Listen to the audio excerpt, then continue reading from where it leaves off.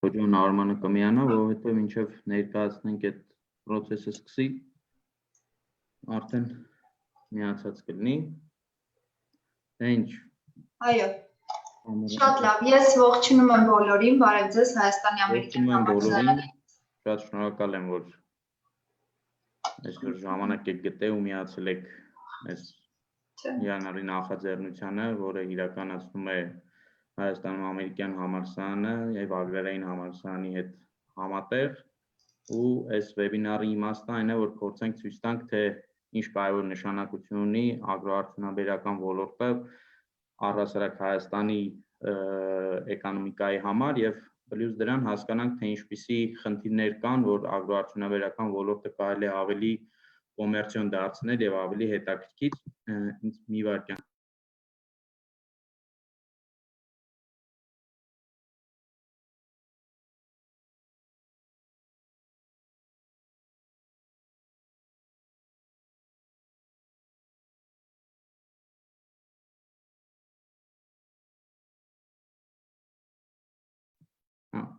կներեք ու այդ նպատակով այսօր ունենալու ենք վեբինար քննարկում, որին մասնակցում են Հայաստանի ագրոարդյունաբերական ոլորտի առաջատար մասնագետներ, թե մասնավոր սեկտորից, թե պետական ոլորտից, ու փորձել ենք քննարկել առհասարակ այս ոլորտի հետ կապված մի շարք խնդիրներ, մինչև սկսել եմ ներկայացնեմ բանախոսներին, թեև դուք միմյանց ելույթ շատ լավ գիտեք, բայց ունկնդիրների համար հետաքրքիր կլինի հասկանալ ովքեր են ներկա։ Այսօր ուրեմն այս վեբինարին մասնակցում են Վարդան Ուղուտյանը, Հայաստանի ազգային ագրարային համալսարանի ռեկտորը, ով երկար տարիների փորձ ունի թե կրթական համակարգում, թե տարբեր հետազոտական ոլորտներում, որ հենց կախված է ագրարային ոլորտի հետ, եւ ունի մեծ փորձ ոչ միայն Հայաստանի, այլև արտասահմանի հետ կապված, այսինքն ագրոձեռնարկատիրության, ագրոբիզնեսի հետ։ Հետևաբար բավականին հետաքրքիր լսել նրա կարծիքը այս ուղղությամբ հենց մյուս մասնակիցը Գարեգին Գևորգյանն է, Safe International ընկերության գործադիր տնօրեն։ Գարեգինը նույնպես ունի թե փորձ, եթե մենք խոսենք կրթական ձեռնարկատիրության վերաբերյալ, այնպես նաև հենց ագրո ոլորտում ձեռնարկատիրություն ծավալով իրականացնող կազմակերպությունների եւ անհատների հետ շփման եւ ֆինանսական տարբեր աջակցությունների տրամադրման հետ կապված։ Արշակ Կարապետյանը, ով հանդիսանում է Ecofresh Mushrooms եւ Janfida Agri Holding ընկերությունների տնօրեն, սրանք Հայաստանում առաջատար կազմակերպություններն են, ինչպես անուններից երևի բարձր, մեկը սնկարդյունաբերության ոլորտում, մյուսը բարձրաժեք մշակաբույսերի աճեցման հետ կապված, մյուս բանախոսը Արթուր Դոլմաջյանն է, Intellineer ընկերության GIS ղեկավարը։ Intellineer-ը ոչ թե Հայաստանի, այլ կարելի է ասել աշխարհի մակարդակով առաջատար ընկերություններից մեկն է ագրոարդյունաբերական տեխնոլոգիաների ուղղությամբ եւ կարեւոր է լսել հենց նրանցից, թե տեխնոլոգիաները ինչ դեր ունեն ներկայումս եւ մյուս բանախոսը Հարություն Փախչանյանը, Armberry ընկերության ղեկավարն է, Armberry-ն մեկ այլ առաջատար ընկերություն է հենց հատապտուղների մշակության ոլորտում եւ նրանք առաջիններից մեկն էին, որ այս շուկայում հենց մուտք են գործել եւ ձեռնարկատիրական այդ գործունեությունը ծավալել են եւ նաեւ մենք սպասում ենք մեր վերջի բանախոսին Արման Խոջյանին, Հայաստանի Հանրապետության էկոնոմիկայի փոխնախարարին, ով շուտով կմիանա, իսկ մինչ այդ արդեն կարող ենք սկսել։ Հարգելի գործընկերներ, ողջունում եմ ձեզ։ Ու արդեն կարող ենք անցնել հարցերին։ Առաջի հարցերը, որոնք լինելու են, ինչպես արդեն նշել եմ, լինելու են ընդհանուր եւ կխնդրեմ բոլոր մասնակիցներին, կարող եք դուք ձեր մեկնաբանությունները տալ այդ հարցերի շուրջ։ Այսպես առաջի հարցը, որը կուզենամ բարձրացնել, դա ինչ է առհասարակ գյուղատնտեսական ձեռնարկատիրությունը, արդյոք դա տարբերում է այլ ոլորտներում իրականացվող ձեռնարկատիրությունից եւ եթե այո, ինչպես եւ եթե ոչ, այդ տարբերությունը ինչով է որ չկա։ Պարոն Ուղուտյան, կխնդրեմ սկսենք ձեզնից։ Շնորհակալություն, ես էլ եմ ողջունում բոլոր մասնակիցներին, նաև ամերիկյան համալսարանի մեր գործընկերներին, EPIC-ի մեր ընկերներին, նաև բոլոր հետևորդներին եւ մեզ լսողներին։ Հովհաննես ջան, հարցը իհարկե այդպես բազմաբնույթ է, բարդ կոմպլեքս հարց է, որպեսզի լեկցիայի չվերածվի եւ այսպես մի քանի րոպեի ընթացքում կարողանամ պատասխանել։ Տեսեք, գյուղատնտեսական ձեռնարկատիրություն կամ ագրոբիզնեսը, հա, սահմանումները շատ կոմպլեքս են, շատ տարբեր են, սկսած 1957 թվականից։ Ես բախտ ունեմ ճանաչելու Harvard Business դպրոցի պրոֆեսոր Ռեյ Գոլդբերգին, ով հենց ագրոբիզնես կոնցեպտի կնքահայրն է, այսինքն իրենից է սկսվել 1957 թվականին, թե ինչ է ագրոբիզնեսը։ Այդ ժամանակ Ռեյը ինքը սահմանում էր, որ ագրոբիզնեսը դա այն բոլոր ոլորտներն են, հա, այսինքն այն այսպես սեկտորն է, որը իր մեջ ներառում է գյուղ ներդրանքների թե արտադրության եւ մատակարարման ոլորտը եւ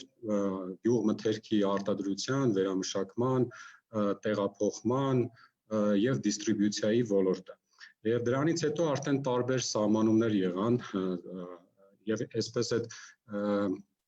գյուղ ներդրանքների արտադրության ոլորտը դուրս եկավ եւ այդ սահմանումների մեջ հիմնականում խոսում էին գյուղ ներդրանքների մատակարարման եւ արդեն ագրոբիզնեսի շղթայի, հա, սննդի մատակարարման շղթայի ուղղությունները։ Եվ եթե այդպես ավելի պարզ ասենք, այսինքն բոլոր այն ձեռնարկությունները, որոնք զբաղվում են գյուղ ներդրանքների մատակարարումով եւ գյուղմթերքի սննդամթերքի մատակարարման շղթայի երկայնքով, հա, from farm to fork, այստեղ կարելի է համարել ագրոբիզնեսի ձեռնարկություններ, իրականում շատ կոմպլեքս է, ինքը իր մեջ տարբեր ոլորտներ է ներառում, բայց սա է այն ինչ որ թե գրականության մեջ եւ նաեւ փորձով կարող ենք ասել։ Իսկ իհարկե կա արդյոք առանձնահատկություն, իհարկե կա առանձնահատկություն, եւ առանձնահատկությունները տարբեր են, բազմաթիվ գործոններ կարող ենք նշել, որպեսզի այդպես կարճ լինենք, օրինակ,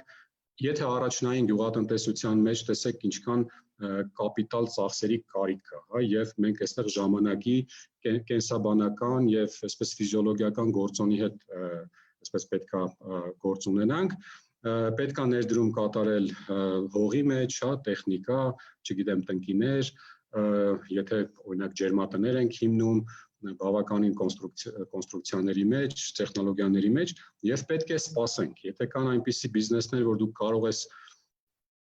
ձեռք բերել, օրինակ կարի արտադրամաս եւ նույն օրը ունենաս արտադրանք շուկայի համար, ցավոք գյուղատնտեսության մեջ այդպես չի, այսինքն պետք է կատարել ներդրում, սպասել մինչեւ ունենալ ապրանք, հետո արդեն հասկանալ այդ ապրանքը որ շուկայի համար է, եթե այդ դա հանդիսանում է հումք վերամշակման սեկտորի համար,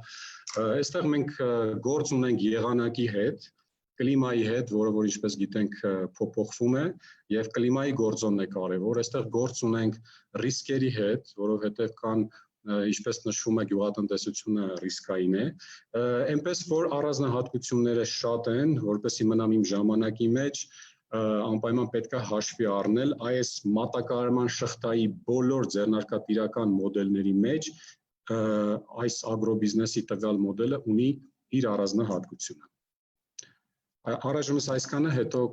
արդեն ավելի հանգամանորեն կքննարկենք։ Շատ շնորհակալություն։ Ես կուզեի նույն հարցը նաև ուղղել պարոն Գևորգյանին, որովհետև իրենք բավականին մեծ փորձ ունեն հենց ագրոոլորտի ձեռնարկությունների հետ շփման հետ կապված եւ նաեւ հիմա իրանց կազմակերպությունով բավական նորամուծական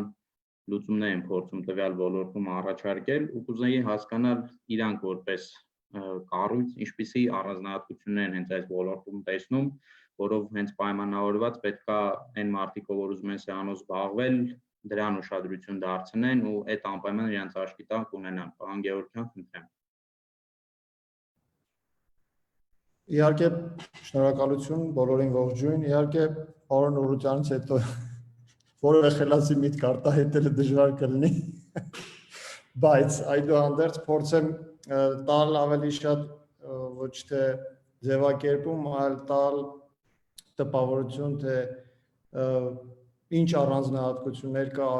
ագրիբիզնեսում մեր տեսանկյունից, հա, ֆինանսավորողի տեսանկյունից կամ ներդրում կատարողի տեսանկյունից։ Ըստ էության, եթե մենք խոսում ենք ընդհանրապես տեխնոլոգիական հեղափոխության մասին, այսօր մենք նաև վերապրում ենք գյուղատնտեսական տեխնոլոգիաների հեղափոխություն, որը այդքան տեսանելի չի, որովհետև մի օրվա մեջ չի տեղի ունենում, բայց տեղի է ունենում տասնամյակի ընթացքում եւ այդ ընթացքում մենք տեսնում ենք կտրուկ փոփոխություններ եւ տեսնում ենք պատասխաններ այն ռիսկերին, որոնք կան ագրիբիզնեսում, մասնավորապես եղանակի հետ եղանակի կմահաճույքների դեմ ոնց պայքարենք, բերիությունը ոնց ապահովենք եւ այլն եւ այլն։ Այսինքն այդ ոլորտը այսօր բավականին տեխնոլոգիապես զարգացել է եւ ներդրողի տեսանկյունից արդեն ավելի կանխատեսելի է դառնում, պարզապես դեռևս ընդհանուր հանրության պատկերացման մեջ մենք չենք տեսնում այդ ընկալումը, որ գյուղատնտեսական բիզնեսը դա դարձել է ոլորտ, որի մեջ արժի ներդրում կատարել։ Կան առանձին դեպքեր, մասնավորապես Հայաստանում կան առանձին դեպքեր, որ մենք տեսնում ենք լուրջ վերաբերմունք ագրիբիզնեսին, բայց ընդհանուր մտածելակերպը այս ուղղությամբ դեռևս չի հասունացել։ Երևի թե այսքանը ներդրողի տեսանկյունից, հա։ Եղավ, շատ շնորհակալություն եւ այս հարցի շրջանակում նաեւ կուզենայի լսեի պարոն Դոլմաջյանի կարծիքը, որովհետեւ իրենք զբաղվում են այն գործով, որը առաջին հայացքից թվում է, թե գյուղ ոլորտը տենց IT-ի հետ կամ տեխնոլոգիաների հետ ինչ կապ ունի, նամանավանդ իրանց իրականացրած գործը, ուզում եի հասկանալ արդյոք ինչ որ առանձնահատկություններ բարձր տեխնոլոգիաների տեսանկյունից իրանք գյուղ ոլորտում տեսնում են, որով եւ պայմանավորված ինչ որ տարբերություններ կա այլ ուղղություններից, պարոն Դոլմաջյան, խնդրեմ։ Բարև ձեզ, բարև բոլորին, բոլոր մասնակիցներին, շնորհակալություն հրավերի համար։ Ես հարցը կուզենայի մոտենալ մի քիչ ավելի հեռվից ու տարբեր, ասենք, տեսակետից։ Ես այս իմ գյուղատնտեսության զարգացումը ես տեսնում եմ ինչպես digitization phase, հա, ասենք գյուղատնտեսությունը այն քիչ ոլորտներից է, որ դեռ չի անցել այդ complete digital phase-ին։ Հիմա ապրում է այդ ընթացքը, անցնում է այդ digitization phase-ին, ինչպես financial sector-ն անցել, ասենք մետաղադրամից սխտադրամ, հիմա լրիվ ամբողջությամբ digital է, չէ՞, բանը currency, նույնիսկ նոր currency-ներ են ստեղծվում։ Ու մի հատ օրինակ, որ ավելի համեմատելի կլինի, ասենք supply chain-ի օրինակն է։ Ես հիշում եմ, ասենք 2000-ականների սկզբին, որ digital transformation-ը տեղի ունեցավ, ասենք գիտի չեմ սխալվում UPS-ի տնօրեններ են ժամանակ, UPS ամերիկյան կամպանիա, բայց ամբողջ աշխարհով գործում են։ Ասեց անգլերենով ասեմ այս մասը, որտեղ quote-ը, ասեց we went from being a trucking company with technology to being a technology company with trucks. Կարճ ասած agriculture-ն էլ գյուղատնտեսությունն էլ ինչ որ նույն ձևով ինչ որ բան ապրելու էս մի քանի տարվա ընթացքում։ Իսկ opportunity-ները, հնարավորությունները շատ են, որովհետև միայն գիտության մեջ չի, կա նաև ասենք analytics company-ներ, ինչպես Intel-ներն անում, կա տեխնիկան, տրակտորները, որոնք միշտ կարիք ունեն ավելի լավ տեխնոլոգիաներ integrate անելու, բարետանյութի ինչ որ բարելավում ստեղծում, կամ data collection, ասենք Intel-ները չեր կարա գործի, եթե ասենք ուրիշ ընկերություններ չլինեին, որ ասենք ինքնաթիռներով կամ արբանյակային նկարներով այդ data-ն տրամադրողներ չլինեին։ Ու վերջին կետը իմ կարծիքով կա նաև ավելի ասենք նոր գաղափարներ, իմ չգիտեմ եթե ճիշտ է, բայց երևի այս տարիներում ունենք մենք առաջին կամ երևի երկրորդ սերունդը ամբողջ աշխարհով, որը ասենք դպրոցում անցնում է կայուն զարգացման սկզբունքներ կամ բնապահպանության սկզբունքներ, ու այս մարդիկ իրանց lifestyle-ը կարող ուզենան փոխեն, ասենք horticulture կամ permaculture as a lifestyle, ու տենց opportunity-ներ կարան ստեղծվեն բիզնեսի վերածելու։ Նեսա իմ կարծիքով։ Շատ շնորհակալություն, կարծում եմ այս թեման մի հատ առանձին խոսալու թեմա է, մի օր պետք է մի հատ հենց վեբինար անցկացնել իր digitalization-ի հետ կապված ագրոլորտի, վստահ եմ այս շատերին կհետաքրքրի։ Ինչպես արդեն այս պատասխաններից հասկացանք, ագրոլորտը իրական բավականին տարբերվող եւ իր յուրահատկություններ ունեցող ոլորտ է, ինչով եւ պայմանավորված այն բիզնեսն է այդտեղ տարբեր, բայց ինձ իրականում ես ագրարային համալսարանի շրջանավարտում միշտ մի հարց է հետաքրքրել սրա հետ կապված, թեև կա ենթադրենք այդ բիզնեսի առանձնահատկությունները այստեղ, բայց մի հատ շատ կարևոր հարց, արդյոք Հայաստանի Հանրապետությունում ագրարային բիզնես իրականացնելու գործընթացը ունի ինչ-որ խնդիրներ, ինչ բացեր ունի ու արդյոք Հայաստանում հիմնական ագրոբիզնեսի տեսլականը դա կապված է կենտրոնացված թե ապակենտրոնացված պլանավորման հետ։ Այսինքն ես կուզեմ հասկանամ ռեալ գործող բիզնեսի ներկայացուցիչները արդյոք այստեղ խնդիր տեսնում են։ Պետք է ինչ-որ պլանավորման կենտրոնացված մեխանիզմ մտցվի Հայաստան, որպեսզի ագրոբիզնեսը ավելի լավ զարգանա։ Եթե այո, ինչու, եթե ոչ, ինչու, պարոն Կարապետյան, կխնդրեմ դուք այս հարցին սկսեք պատասխանել։ Ողջույն բոլորին, Հովհաննես ջան, շնորհակալություն հարցի համար։ Այդ հարցը ավելի մակրոտնտեսական է, այսինքն կարծում եմ ավելի պետական ապարատները պետք է ասեն առհասարակ գյուղատնտեսական ոլորտը պլանավորման ինչ տեսլական են տեսնում, մեզ որպես կորպորատ բնականաբար պլանավորումը ավելի ճիշտ է մեր տեսանկյունից, քանի որ մեր համար, մեր ընկերությունների խմբի համար սա որպես բիզնես է ու մենք սա անում ենք եկամուտ ապավելու ակնկալիքով ու սա նայում ենք որպես սովորական բիզնես։ Ինքը բարձր ռիսկայնության է եւ բարձր եկամուտներ է ապահովում, սակայն ամեն դեպքում ագրոբիզնեսը սովորական բիզնես է, էլի, բիզնեսի շարքում է դասում։ Իմ կարծիքով որպես տեսլական, այսինքն պետք է մենք Հայաստանը որպես փոքր երկիր ու ոչ անսահմանափակ հնարավորություն ունեցող երկիր, մենք պետք է անցնենք ավելի պլանավորված գյուղատնտեսության, այսինքն պետք է կլաստերներ ստեղծվի, պետք է բաժանվի, ամեն մեկի համար հարմար ենթակառուցվածքներ պատրաստվի ու ըստ դրա արդեն գնացի ոնց պլանավորվածի, որպեսզի կարողանան ընկերություններն էլ իրանց ապագա եկամուտներն ու ծախսերը պլանավորեն։ Շնորհակալություն, պարոն Փախչյանյան, կուզեի նույն հարցի շրջանակում նաև դուք մեկնաբանեք, որովհետև դուք առաջինն եք հենց ձեր, եթե սեկտորի մասին խոսանք, այդտեղ որ մուտք եք գործել ու արդյոք պլանավորման ինչ-որ յուրահատուկ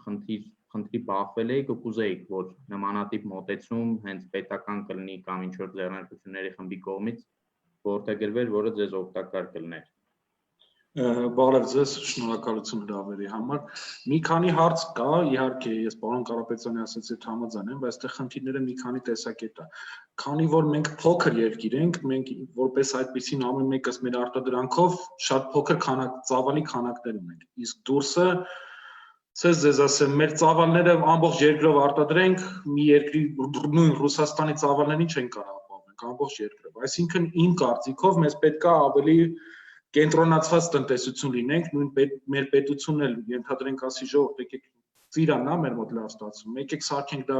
հայկական բրենդ ու ամբողջ աշխարհին ցույց տանք, որ հայկական ծիրանը ամենալավն է։ Դա վերաբերում է ծիրանի մնացածին, այսինքն մեզ ինչ-որ չափով պետք է կենտրոնացված տնտեսություն լինի, ու պետությունն էլ օժանդակի, որ մենք ոչ միայն ռուսական շուկա կարողանանք մուտք գործենք, այլև արտասահմանյան մյուս շուկաներն էլ մեր համար հասանելի լինի, որտեղ մենակ մի ռուսական շուկայից կախվածությունը շատ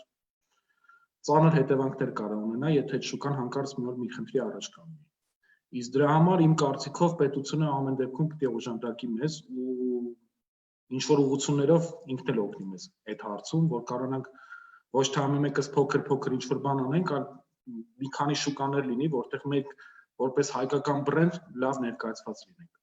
Նույն գովազդի տեսակետից, նույն բեռնափոխադրումների տեսակետից, այսինքն որոշակի խնդիրներ այդ հարցում կարելի է լուծել, որովհետև նայեք, մենք այսօր խնդիր ունենք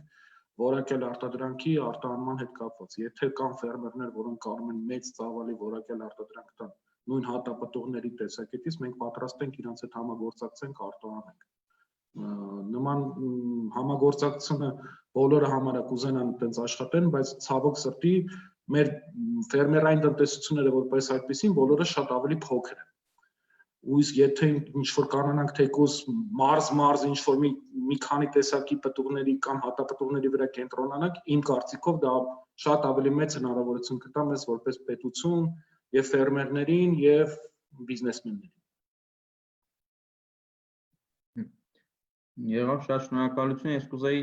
իմանալ արդյոք կան պարոն Ուռուցյան, պարոն Գևորգյան, պարոն Դոլմաջյան, արդյոք ցանկանում եք ինչ-որ բան ավելացնել սրա շուրջ, որովհետև ինքը ինձ մոտ կարևոր հարց է ու ցանկալի ավելի բազմա sense վեկտոր պատասխան ստանալ։ Ես կուզեի մի որոշ դիտարկումներ անել, իհարկե համաձայն եմ Հարությունի եւ Արշակի հետ։ Շատ կարեւոր բան նշեց Հարությունը, համագործակցությունը, կոոպերացիան, որովհետեւ եթե մեր ֆերմերները փոքր են, մեր հողատարածքները քիչ են, բայց կա հնարավորություն այսպես համախմբվելու, ռեսուրսները մոբիլիզացվելու, այ որ դուք հարց տվեցիք կենտրոնացված, պլանավորված եւ մեկ այսպես տարբերակներից մեկն էլ կոոպերացիայի, կոոպերատիվների զարգացումն է։ Այսինքն բանակցային ուժ է ստանում այդ ֆերմերների խումբը եւ տրանզակցիոն ծախսերը նվազեցնելով եւ բանակցային ուժ ստանալով ինքը արդեն կարողանում է այսպես մեծ ապրանքների խմբականակ հանել շուկա, փորձել արտահանել եւ այլն։ Այսինքն նույն այդ հատապտուղների օրինակով, եթե կան հատապտուղ արտադրող ֆերմերների խումբ, իրանք արդեն ավելի լավ բանակցային ուժ կստանան շուկայում։ Բայց այստեղ հարցը իհարկե ստանդարտները, որակը այստեղ պետք է հասնի արդեն կրթությունը, վերապատրաստումները, որպեսզի այդ բոլոր ֆերմերները հասկանան, որ կա ենթադրենք այս պրեմիում ստանդարտը կամ այս ստանդարտը եւ մենք պետք է բոլորս այս ստանդարտով անենք։ Իհարկե այստեղ խնդիրը ես տեսնում եմ, որ Հայաստանում մենք պետք է զարգ տանք բարձրարժեք գյուղատնտեսությանը եւ այդ կլաստերային զարգացումը, ասեմ, կամ այդ ոլորտային զարգացումները պետք է լինեն բարձրարժեք գյուղատնտեսության շուրջ եւ պետությունը կարծում եմ իր ցավում եմ, որ պարոն Խոջյանը դեռ չկա, կարծում եմ օրինակներ կբերեր, թե պետությունը ինչ անում այդ բարձրարժեք գյուղատնտեսությունը զարգացնելու համար։ Շատ շնորհակալություն, այստեղ այս բարձրարժեք գյուղատնտեսության հետ կապված մի հատ դիտարկում անեմ, պարոն Գևորգյան, կարող է դուք նաև եթե կներեք, եթե ուզում եք ասեիք, բայց նաև այս հարցին փորձենք պատասխանենք այդ նույն շրջանակում, արդյոք որտեղ այն լիմիտը բարձրարժեք գյուղատնտեսության ու հաշվի առնելով Հայաստանի աշխարհաքաղաքական դիրքը, այսինքն պարզապես մեր գերությունը ապահովելու համար սննդամթերքի արտադրության մեջ, եթե այդպես դիտարկենք։ Այս հարցը ոնց որ հաշվի առնենք, բայց պարոն Գևորգյան, խնդրեմ դուք ասեք ինչ շեյք ուզում ասել, էլի։ Շնորհակալություն Հովհաննես, շատ դիպլոմատիկ։ Ես պարզապես, եթե կարելի է, ես մի քիչ հակառակ կողմից խոսամ, ինձ թվում է գյուղատնտեսությունում պետության դերը պետք չի գերագնահատել եւ պետք չի շատ կենտրոնացնել, հա։ Շատ կարևոր կլինի պետության դերը ինֆրաստրուկտուրայի ստեղծման, հողերի ուժեղացման հարցում։ Մենք այսօր փնտրում ենք հողեր եւ պարզվում է, որ Հայաստանի մեզ համար եւ բնականաբար դա նորություն չի եւ պարոն Օրոտյանը երևի շատ ավելի լավ կիմանա դրա մասին, բայց պարզվում է, որ Հայաստանի հողերը բավականին անբարվոք վիճակում են։ Այսինքն կա ներուժ այդ հողերը հզորացնելու եւ ավելի արդյունավետ դարձնելու, բայց որևէ աշխատանք այդ ուղղությամբ չի կատարվում։ Ես միանշանակ կողմնակից եմ, որ պետության եւ մասնավորի համագործակցություն տեղի ունենա եւ ընդհանուր տնտեսությունը ավելի համակարգված ձևով աճի, բայց ես չէի ուզի, որ պետությունը տանի այդ գործընթացը։ Ես ավելի կողմնակից եմ, որ մասնավորը եւ մասնավորը ասոցիացիաները, այսպես կոչված, աշխատանքը տանեն եւ ուղղությունը ցույց տան։ Ես համոզված եմ, որ մասնավորի դեպքում թե ինովացիան եւ թե աշխատանքի որակը եւ թե ընդհանուր արդյունավետությունը ավելի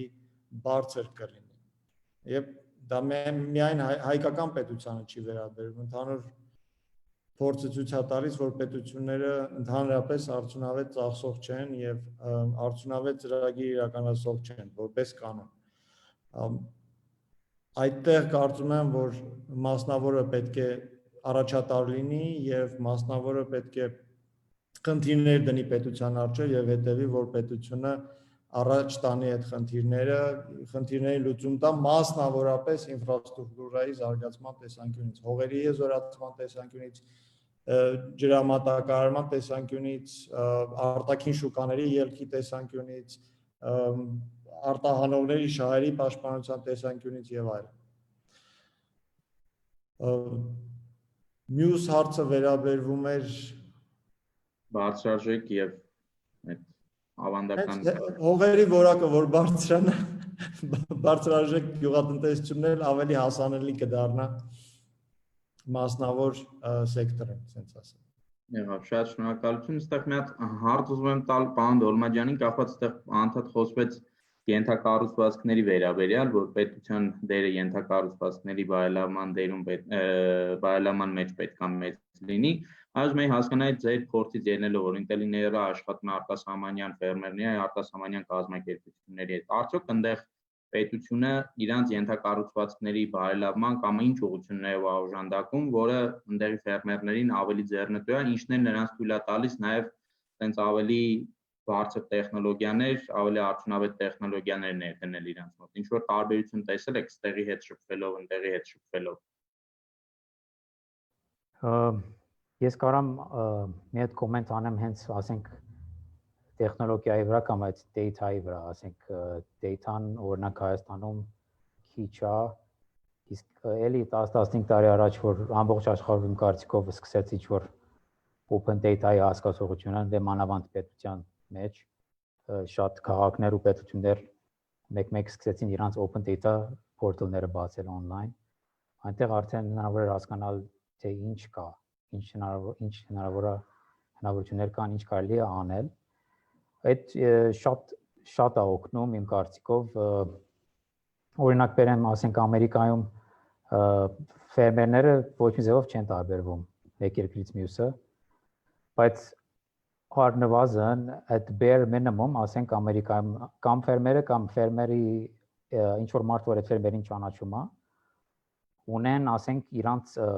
դաշտի հետ կապված ինչ որ տվյալներ, դա լինի ինչ որ geographic data, որ կարան, ասենք, ինտերնետ նման ընկերության տան, որ մենք կարողանանք ինչ որ վերլուծություն անել դրա վրա, այդ մինիմումը կա։ Այդ infrastructure-ի հետ կապված չեմ ուզում շատ կոմենտ անել, որովհետև ես չեմ տիրապետում այդ information-ին, թե ասենք ինչ աջակցություն եւ այլն պետությունը տալիս է ֆերմերներին։ Դրա համար ուզում եմ միայն կենտրոնանալ այդ data component-ի վրա։ Եզրափակելու համար, չգիտեմ, մի քիչ իմ համար, ես որ արտասահմանից եմ եկել Հայաստան, data-ն it's ինչ որ բանա, որ I take it for granted, կներեք այդ հայերեն, չգիտեմ ոնց ասել, բայց հիմա հասկանում եմ, այս մի քանի տարվա ընթացքում հասկացել եմ, որ data-ն իրոք շատ արժեքավոր մասնիկ է ցանկացած գործի համար։ Շատ շնորհակալություն։ Պարոն Ուղրության, երևի այն կառույցներից մեկը, որ Հայաստանում, ասենք ասած, նախարարությանը զուգահեռ պատասխանատու է գյուղ ոլորտի ավելի արդյունավետ կայացման համար, agrarային համալսարանն է, որը տարիներ շարունակ այդպես է եղել։ Ուզում եմ հասկանամ այս ուղղությամբ պարոն Դոլմաջյանի տված կոմենտը, որ data-ի պակաս կա, ինչ որ վերլուծությունների պակաս կա, որը չի թույլ տալի ավելի արդյունավետ նույն ամեն ինչը հաշվարկների իրականացնել։ Ուզում եմ հասկանամ, ինչ որ քայլեր իրականացվում է, եթե այո, ինչ քայլեր ու եթե կան խնդիրներ, ինչն է խնդիր, որ դա չի իրականացվում։ Շնորհակալություն հարցի համար։ Իրականում այդ խնդրեմը բոլորիս է վերաբերվում, այսինքն եթե տվյալ չկա, այդ տվյալ չկա նաև համալսարանի համար։ Իրականում մենք տվյալների համար պատասխանատու չենք։ Մենք տվյալ օգտագործող ենք, այսինքն մենք data user ենք եւ շատ կարևոր user ենք եւ մեր ուսանողները, գիտնականները, երիտասարդ հետազոտողները, այդ ամբողջ մեր այդ գիտական ներուժը պետքա տվյալների վրա հիմնվելով, որոշակի հետազոտական աշխատանքներ իրականացնեն։ Իհարկե նաև մենք կարող ենք որոշակի այսպես առաջնային տվյալներ ստեղծել, հավաքագրել հարցումների միջոցով եւ այսպես տարբեր գործիքակազմեր կան տվյալների հավաքման, բայց ընդունում եմ պարոն Տոլմաջյանի, Արտուրի այն տեսակետը, որ տվյալները շատ կարևոր են եւ ոչ միայն տվյալներ, վիճակագրություն, կարծես թե այդպես փակ աչքերով ենք մենք փորձում կառավարել, ինչը շատ դժվար է։ Եթե մի բան չես կարողանում չափել, տվյալ չունես, չես էլ կարող այսպես ճիշտ կառավարես։ Ես տեսնում եմ, որ նման մի հարց կա նաև հետևորդներից, Լուսինե Մկրտչյան, կարծեմ ինքն էլ է նման հարց բարձրացրել։ Իրականում տվյալների բազաների շատ այսպես աղքատիկ վիճակ է մեր մոտ։ Եթե խորանանք մի քիչ ավելի կոմպլեքս տվյալներ, օրինակ չգիտեմ, արբանյակային պատկերներ, գեոդեզիական, ասենք օրինակ այգիների կամ հողակտորների կամ կոնկրետ սննդարար նյութերի կամ հողերի անալիզների եւ այլն, հա, նման ատլասներ, քարտեզներ շատ դժվար կարելի է գտնել GIS մակարդակում, որտեղ այսօր արդեն ներդրողներին հետաքրքիր է ոչ թե օրինակ տվյալ այս քարտեզը կամ այս ատլասը, իրենց հետաքրքիր է թե GIS, հա, աշխարհագրատեղեկատվական համակարգում ինչ տվյալներ կան, այսպես շերտ, որպեսզի իրենք կարողանան վերլուծություն կատարել եւ հասկանան ի վերջո պետք է ներդրում կատարեն այս կամ այն այսպես ուղղության մեջ թե ոչ։ Իսկ համասարանը, տեսեք, մենք շատ ենք կարևորում այսպես տվյալագիտությունը, հա, այդ data science-ը եւ մենք հնարավորության սահմաններում նաեւ մեր հետազոտական աշխատանքների մեջ փորձում ենք, հա, արժեշղթաների վերլուծությամբ, սեկտորային այսպես անալիզների վերլուծությամբ, նաեւ այսպես իրագործելիության, տնտեսական ազդեցության, տարբեր, հա, հետազոտական գործիքների միջոցով որոշակի այսպես եզրահանգումներ ունենալ եւ փորձել նաեւ այսպես քաղաքականության վրա որոշակի ազդեցություն կամ գոնե առաջարկություններ ունենալ եւ այդ առումով համագործակցում ենք մենք կառավարության, հա, էկոնոմիկայի նախարարության հետ։ Այսքանով է սահմանափակվում, բայց այն որ դրա այսպես մեծ բացը կա, հա, վիճակագրության եւ ընդհանրապես հա այդ տվյալների բազաների, ես կիսում եմ այդ այսպես դիտարկումները։ Շատ շնորհակալություն։ Այստեղ մենք ոնց հասկացանք, չենք շատ թեթև անցանք դեպի այն խնդիրներին, որոնք կարծում ենք Հայաստանի ագրարարչության ոլորտում կա, ու պարոն Փախչյան, կուզեի հասկանալ այդ մի խնդրը հասկացանք, որ տվյալագիտության կամ տվյալների հետ կապված կան խնդիրներ, որոնք մեզ ինչ-որ չափով սահմանափակում են։ Ուրիշ ինչ խնդիրներ կան, որ ես որպես մարդ, ով ուզում եմ զբաղվեմ, ենթադրենք ագրոբիզնեսով, հենց անպայման բախվելու եմ, ու դուք, որ արդեն զբաղվում եք, դրան բախվել եք, տեսել եք, կցանկանայիք իմ հետ կիսվել։ Որն է ըստ ձեզ, այն որ առաջնային լուծման անհրաժեշտություն ունի։ Հասկացա, նայեք, առաջին ամենակարևոր խնդիրներից մեկը մեր մոտ այսօրվա դեպքում մասնագետների պակասն է։ Շատ մեծ մասնագետների պակաս ունենք, ու ամեն ինչ ուզում ես հիմնես, ենթադրությունների վրա է գնում։ Այսինքն նույն երբ որ մենք սկսեցինք մեր հատապտուղների այգին հիմնենք, մենք չգտանք Հայաստանում այն մասնագետը, ով կարողանա մեզ հատապտուղների մասով բոլոր խորհրդատվությունները տալ։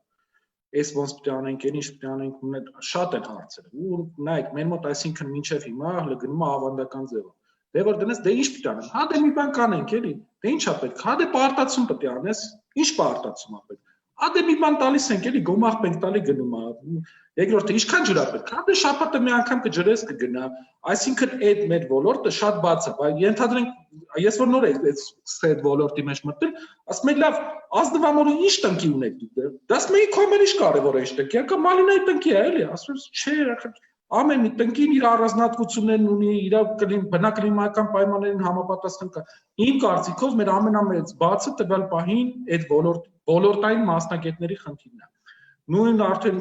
պարոն Ուրուցյանի ասացի, այսինքն այդ դրա հասնելու համար նաև մեզ պետք է բազա, որտեղ մենք տենանք, ենթադրենք, այս մի տարածաշրջանում, այս ինչ սորտից կամ այս ինչ բերքից կամ այս ինչ մի մրգից ստանում են այսքան տոննա, մոտորապես այսքանը բարձր որակ է, այսքան է, այսինքն մեր մոտ ոչ մի բան չկա, նույն գյուղացու որ գնաս ասես ինչքան բերք է ստանում, եք ասի 3-ից 5 տոննա, բայց այդ 2 տոննան հսկայական տարբերություն է տալի։ Այսինքն այդ իմ կարծիքով սկսնակի համար ամենամեծ կարևոր հարցը դա ինֆորմացիան է, որ ինքը հասկանա մոտավորապես իր ծախսերով ամեն ինչից սկսած, այն վարից սկսած, չիզելից մնացած ամեն մի հարցը մանրակրկիտ, ամեն մի ծախսը իրան ինչքան է նստելու, ինքը ինչքան ռիսկեր ունի։ Այդ է որ մեր մոտ շատ բաց է։ Շատ լավ, շատ շնորհակալություն։ Այստեղ ուզեմ նաև պարոն Կարապետյանի կարծիքը լսել սրա հետ կապված ու հետո պարոն Ուրուցյան, ըստ դրա մի հատ առաջին հարցին պարոն Փախչյանի բարձրացած հետ գանք, հասկանանք այդ խնդիրը որտեղից է եկել, որ մասնագետների պակաս կա ու ոնց դրանք կարելի է լուծել, արդյոք անհրաժեշտություն կա, որ իրեմ գնան պարոն Փախչյանից մոտ վերապատրաստվեն ինչ-որ մարդիկ, տենց ինչ մոդելներ եք դուք տեսնում, բայց մի հատ սկզբից տեսենք ուրիշ ինչ խնդիրներ են տեսնում ու վերադառնանք այդ հարցին։ Շնորհակալություն հարցի համար Հովհաննես ջան, ես լրիվ կիսում եմ Հարությունի կարծիքը, մենք էլ շատ հարցերում այդ պատի հետ հանդիպել ենք ու անդադ հանդիպում ենք, որ չկա մասնագետներ կամ ով էլ կա իր, չգիտեմ, պապական թե հին ձևերով առաջնորդվում, որը որ կորպորացիայի տեսանկյունից խնդիր է, որովհետև մենք չենք կարողանում ունենանք բարձր բերքատվություն, մենք ունենում ենք մեծ ծախսեր ու շատ ժամանակ ստացվում է, որ այդ բերքատվությունը, այսինքն եկած եկամուտը ու առած ծախսերը իրար չեն համապատասխանում։ Մենք նաև ունենում ենք մեծ խնդիրներ կախված ենթակառուցվածքների հետ, այսինքն ջուր կամ մնացած մասը, դա շատ մեծ խնդիր է մեր համար, օրինակ մենք ունենալով մեծ տարածություն, մոտարապես մի 300 հեկտար մենք հող ենք մշակում ու ջրի պակասի պատճառով մենք չենք կարողանում օգտագործել մեր կարողությունների մաքսիմումը։ Դա շատ կարևոր հարց է եւ եւս մի հարց կա, որը որ ես կուզենայի բարձրացնել, դա գիտելիքահեն գյուղատնտեսությունն է։ Մենք ունենք մեծ խնդիր գիտություն կորպորացիա, հենց գյուղատնտեսության ոլորտում գիտություն կորպորացիա համագործակցության, որովհետև պարոն Օրուսյանի հետ խոսել ենք այդ թեմայով, որ կան շատ մեծ աշխատություններ, բավականին հաջող, բայց իրանք թղթի վրա են ու պոլկեքի վրա նստած փոշի է դնում ու ոչ միտեղ կիրառության չի ենթարկվել ու կարող է չի ենթարկվել։ Ես այդ հարցն կուզենայի մոտ խոսենք, քննարկենք, որովհետև իմ համար անձամբ շատ կարևոր է մեր ընկերությունը փորձում է այդտեղ ինչ-որ համագործակցության եզր գտնի, մենք օրինակ Գյուղ ինստիտուտի հետ Ագրարային համալսարանի հետ որոշ պրոյեկտների ենք դիմում իրար հետ, նույն մասնագիտական առումով մենք քննարկում ենք նաև կորպորատիվ կրթաթոշակների տրամադրումը Ագրարային համալսարանին, մենք մեր ուժերի չափով որպեսզի կարողանանք ոգևորել երեխաներին վերել մեր մոտ, որ իրանց տեսական գիտելիքները նաև գործնականով հագեցնեն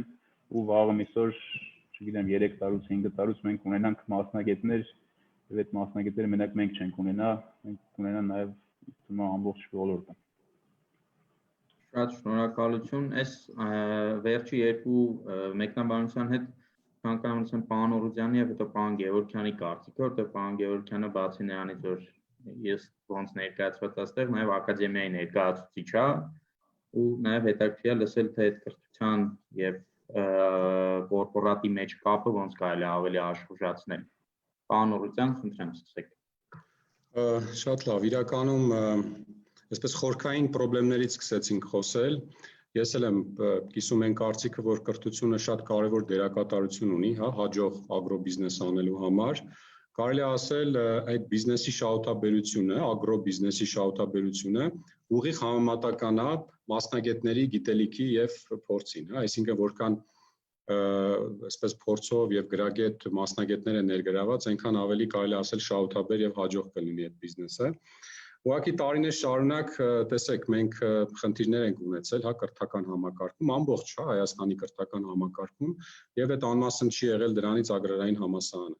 Տեսեք, ագրարային համալսարանը 90-ամյա պատմություն ունի, այս տարի մենք հոբելյանական տարի է, տոնում ենք 90-ամյակը եւ լավագույն ավանդույթներ ենք ունեցել, բայց վերջի տարիներին կարծեք թե այսպես մենք մեր թե միջավայրը, հա, ասենք որակյալ կրթություն տալու եւ թե հեղինակությունը ինչ որ առումով դուժել է եւ մենք չենք կարողացել, ագրարային համալսարանը չի կարողացել այսպես թողարկել բարձրակարգ պահանջարկված մասնագետների, ինչը որ այսպես վակուում է ստեղծել։ Մի կողմից ունենք բարձրակարգ ագրո մասնագետների, կարելի ասել գեր պահանջարկ, մյուս կողմից տարիներ շարունակ այսպես թողարկել ենք այսպես դիպլոմավորված ցածրորակ կադրերի գեր առաջարկ, այսինքն մի կողմից ունենք դիպլոմավորված մասնագետներ, ովքեր ոլորտում չեն աշխատում, այս վերջում մենք հարցում իրականացրեցինք, մեծ մասը մասնագիտական աշխատանքով զբաղված չի, այսինքն մոտ 70% աշխատում է, բայց այդ աշխատող շրջանավարտների մոտ 60%-ը իր մասնագիտությամբ չի աշխատում, որովհետև այս վերջի տարիներին ուղղակի առանց այսպես մասնագիտական կարիերայի ձգտումների եկել են ագրարային համալսարան, հայտնվել են, ասենք, այս կամ այն ագրո մասնագիտության մեջ, ավարտելով իրենք իրենց չեն պատկերացրել այդ ոլորտում։ Այսինքն ավարտել են, ենթադրենք ագրոնոմիական որևէ ուղղություն, բայց չունեն այն հմտությունները, հա, պրակտիկ գիտելիքները եւ փորձը եւ նույնիսկ ցանկությունը, ինչը ցավով եմ ասում, որովհետեւ շատ ներդրողներ են եկել, մենք կապել ենք ուսանողների հետ, բայց պարզվել է, որ ուսանողները, ովքեր որ այդ մասնագիտությամբ սովորում են եւ հեսա ավարտելու են, իրենք ցանկություն չունեն գյուղատնտեսությունում կարիերա անել։ Այստեղ խնդիրները շատ են, մենք որակապես փոխում ենք հիմա այդ ամբողջ այսպես միջավայրը, որպեսզի կարողանանք որակյալ մրցունակ, բարձրակարգ այսպես մասնագետներ կարողանանք պատրաստել։ Իհարկե շատ կարևորում եմ նաև, որ Արշակը նշեց գիտելիքահեն, հա, այսպես համակարգը, գիտելիքի ներդրումը կամ արդյունքը, այդ ստեղծված արդյունքը կարողանանք հասցնել ֆերմերին, համայնքներին եւ շատ գնահատելի է, որ մեր որոշ գործընկերներ պատրաստակամ են փորձարկելու այն գիտական արդյունքը, որը ստեղծվում է համալսարանում եւ միգուցե նաեւ հետագայում առևտրայնացման հնարավորություններ լինեն, որտեղ ճիշտ է տարիներ շարունակ մենք ունեցել ենք արտոնագրեր, պատենտներ, գյուտեր եւ այլն, բայց մեծ հաշվով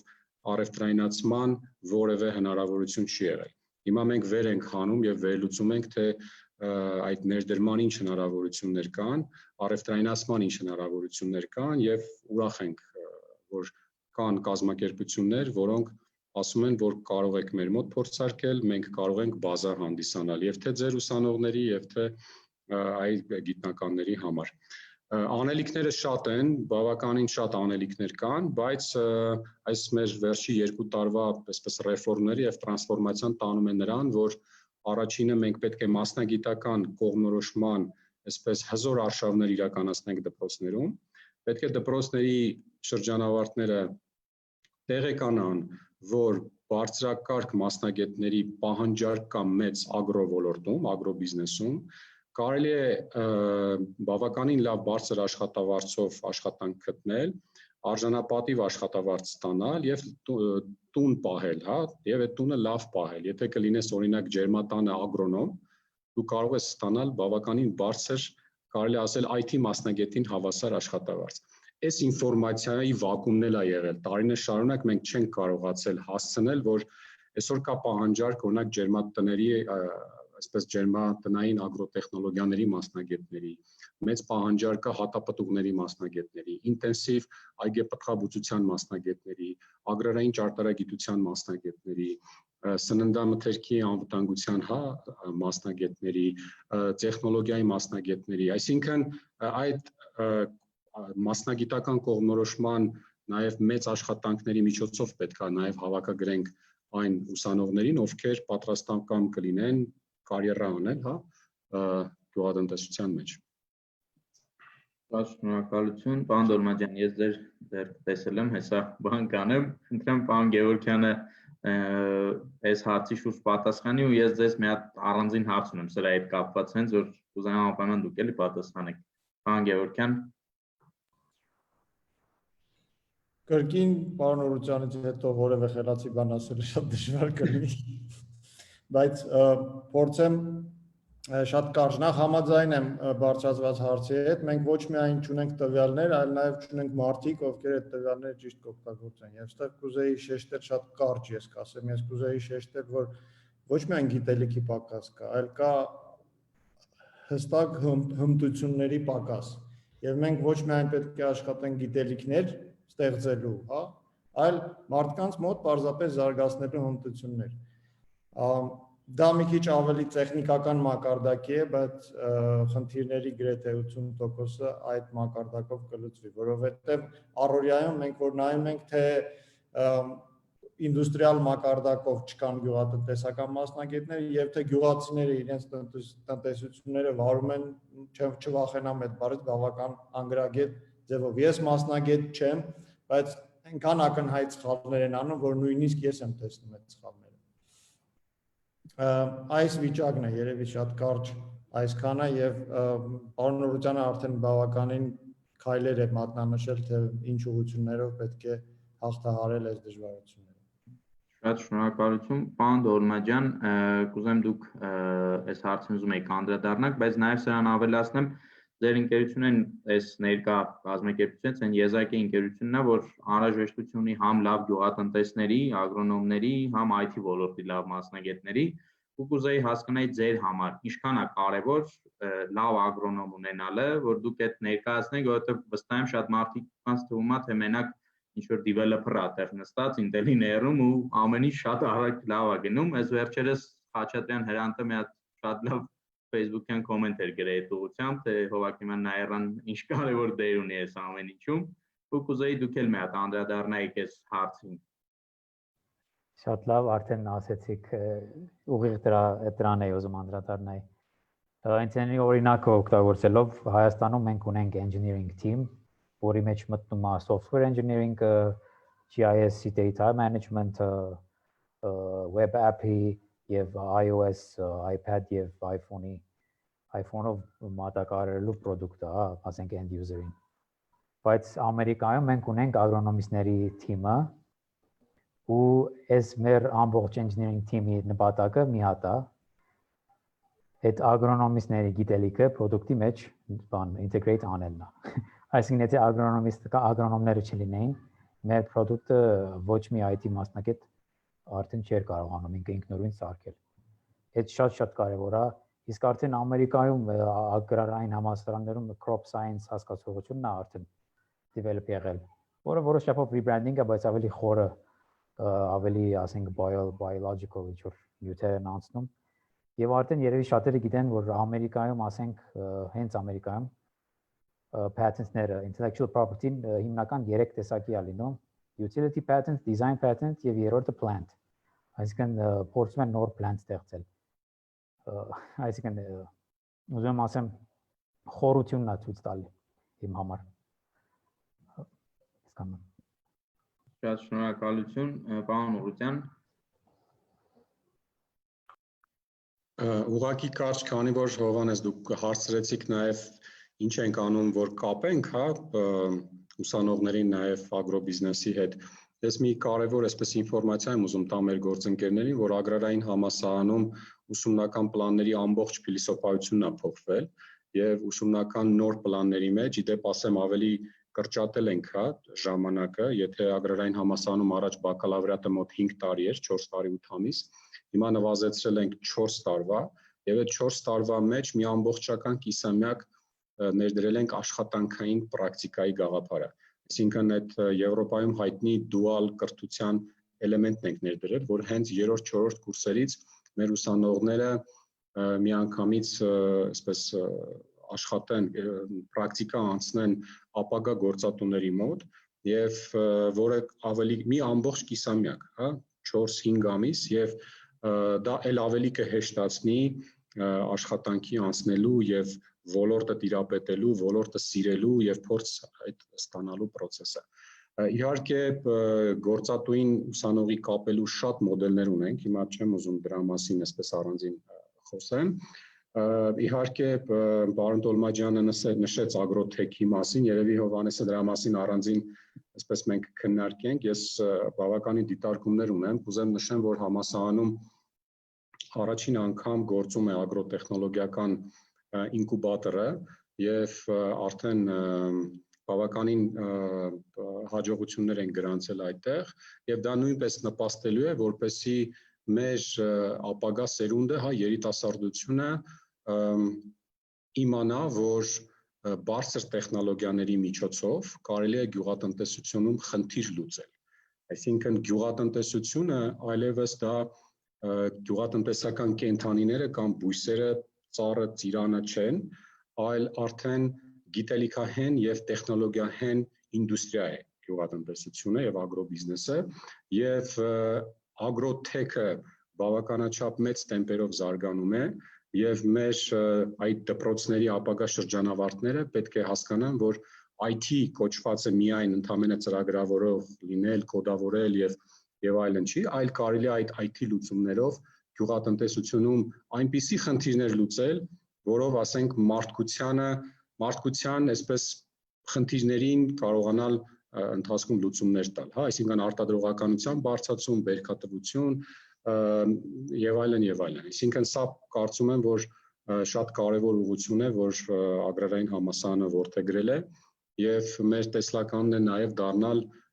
ագրոտեխնոլոգիական կրթագիտական գերազանցության կենտրոն։ Այսինքն սա է լինելու մեր տրանսֆորմացիոն ուղղությունը առաջիկա մի քանի տարիների ընթացքում։ Շատ շնորհակալություն։ Սենց հիմա եթե փորձենք այս ամենին նայենք, ենթադրենք ամեն ինչ շատ լավ է գնում, ունենք լավ մասնագետներ, տեխնոլոգիական լուծումները սա տեղին է, մի հատ հարց է առաջանում, ամենասկզբից նշվեց, որ ագրո ոլորտը բավական կապիտալատար ոլորտ է։ Պարոն Գևորգյան, այս ուղղությամբ ինչ խնդիր կա, արդյոք ֆինանսավորում գտնելը ագրո ոլորտում հեշտ է, դժվար է, եթե դժվար է, ինչն է այդ դժվարության պատճառը։ Շնորհակալություն հարցի համար, կարծում եմ Արշակը ավելի լավ կպատասխանի այս հարցին, բայց հետևյալն է, ես կարծում եմ, որ մի քանի հարց է, ֆինանսավորում գտնելը մի քիչ լայն հասկացություն է, եկեք բաժանենք դա 3 մասի, առաջինը դա seed capital-ի հարցն է, եթե մարդ նոր նախաձեռնությամբ հանդես է գալիս եւ կարիք ունի մեծ ռիսկային կապիտալի, դա մի հատված է, երկրորդ հատվածը, որ արդեն ձևավորված ընկերություն է, որը անցել է զարգացման ավելի արագ էտապ եւ ֆինանսավորման լուրջ կարիք ունի, եւ երրորդ էտապը, երբ որ մենք ունենք հասուն ընկերություն եւ փորձում ենք այդ ընկերությանը ապահովել ֆինանսավորման կայուն հոսքեր։ Դրանք ըստ էության որակապես տարբեր խնդիրներ են։ Մենք Հայաստանում երրորդ մակարդակի համար ըստ էության մեծ խնդիր չունենք, այսինքն այն գյուղատնտեսական ձեռնարկությունները, այն ագրոբիզնեսները, որոնք ունեն հստակ հոսքեր եւ տարածվել են, ֆինանսավորման գնի եւ ֆինանսավորման ծավալի վերաբերյալ որևէ խնդիր չունեն։ Դրա նախորդ երկու փուլերը բավականին լուրջ խնդիր ունեն ֆինանսավորման, քանի որ այդ փուլերում բիզնես ռիսկը ավելի բարձր է, ռիսկային կապիտալը Հայաստանում այսօր բավականին սակավ է եւ այդ ուղղությամբ չի գնում։ Մյուս կողմից էլ կան այսպես կոչված ռազմավարական ներդրողներ, որոնք բերում են թե կապիտալը, թե գիտելիքը եւ թե իրականացնում են բիզնեսի կառավարումը, Այդ տեսանկյունից երևի թե մենք լիքը անելիքներ ունենք, թե առաջին փուլի, այսինքն նոր ձևավորվող seed capital-ի կարիք ունեցող ձեռնարկությունների ֆինանսավորման մասով եւ թե նոր աճող, աճի նոր փուլ մտնող ձեռնարկությունների ֆինանսավորման մասով։ Ուտեղ բազմաթիվ տարբերակներ կան, պարզապես այսօր Հայաստանում լավ ձևավորված շուկա եւ լավ ձևավորված հնարավորություններ այդ դաշտում չկա։ Իսկ ինչ կարող ենք անել, որ այդ ամեն ինչը լինի, ինչ լուծման եղանակ եք դուք որպես ֆինանսական կառույցի ներկայացուցիչ տեսնում։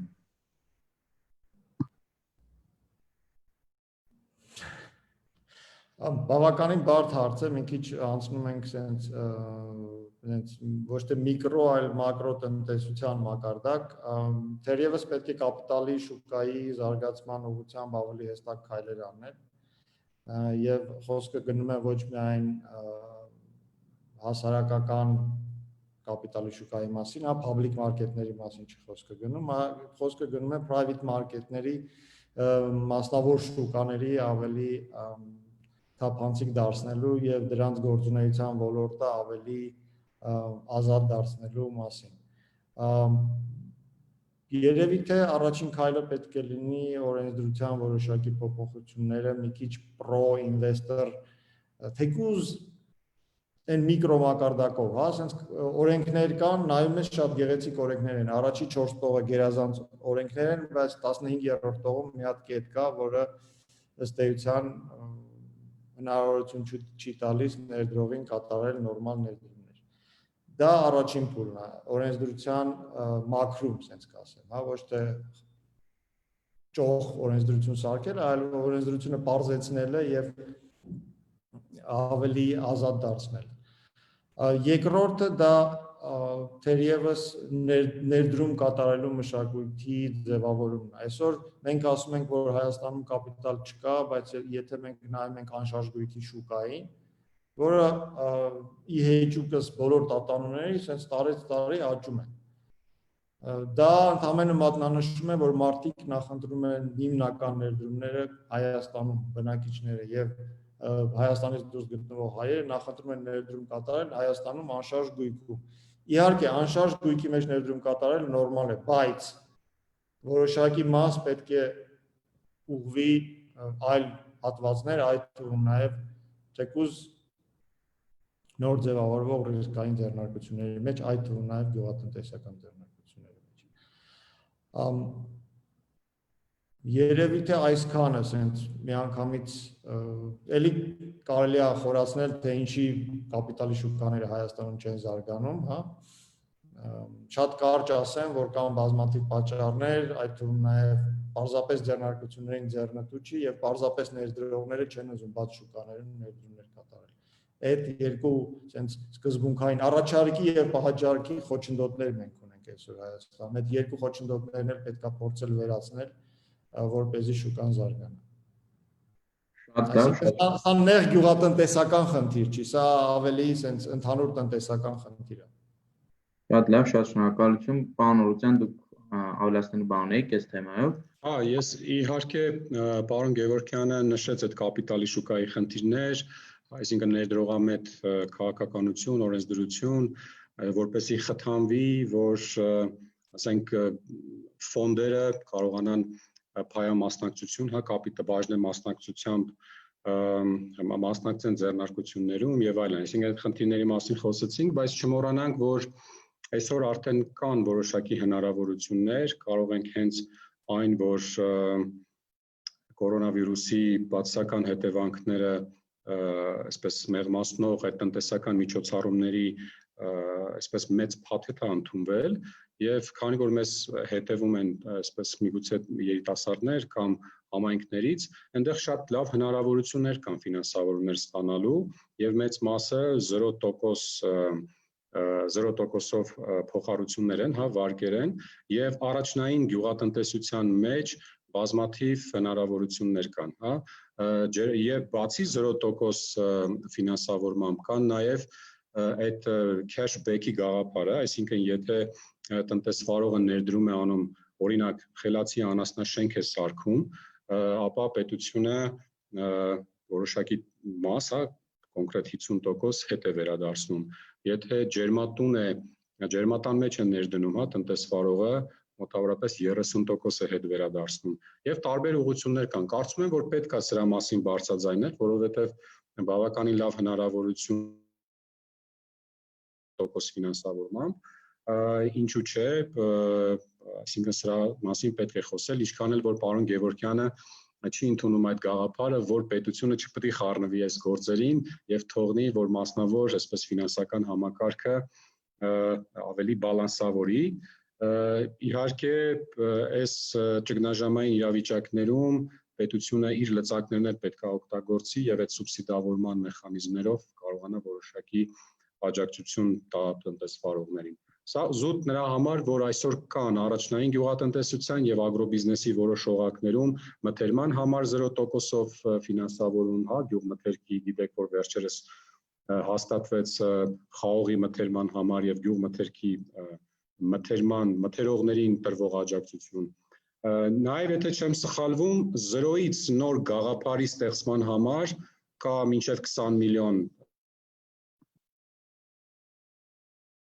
Ինքն այս դրա մասին կարծում եմ պետք է երևի լինի հարթակ, որ այս տեղեկատվությունը հասանելի լինի բոլորին եւ միգուցե այդ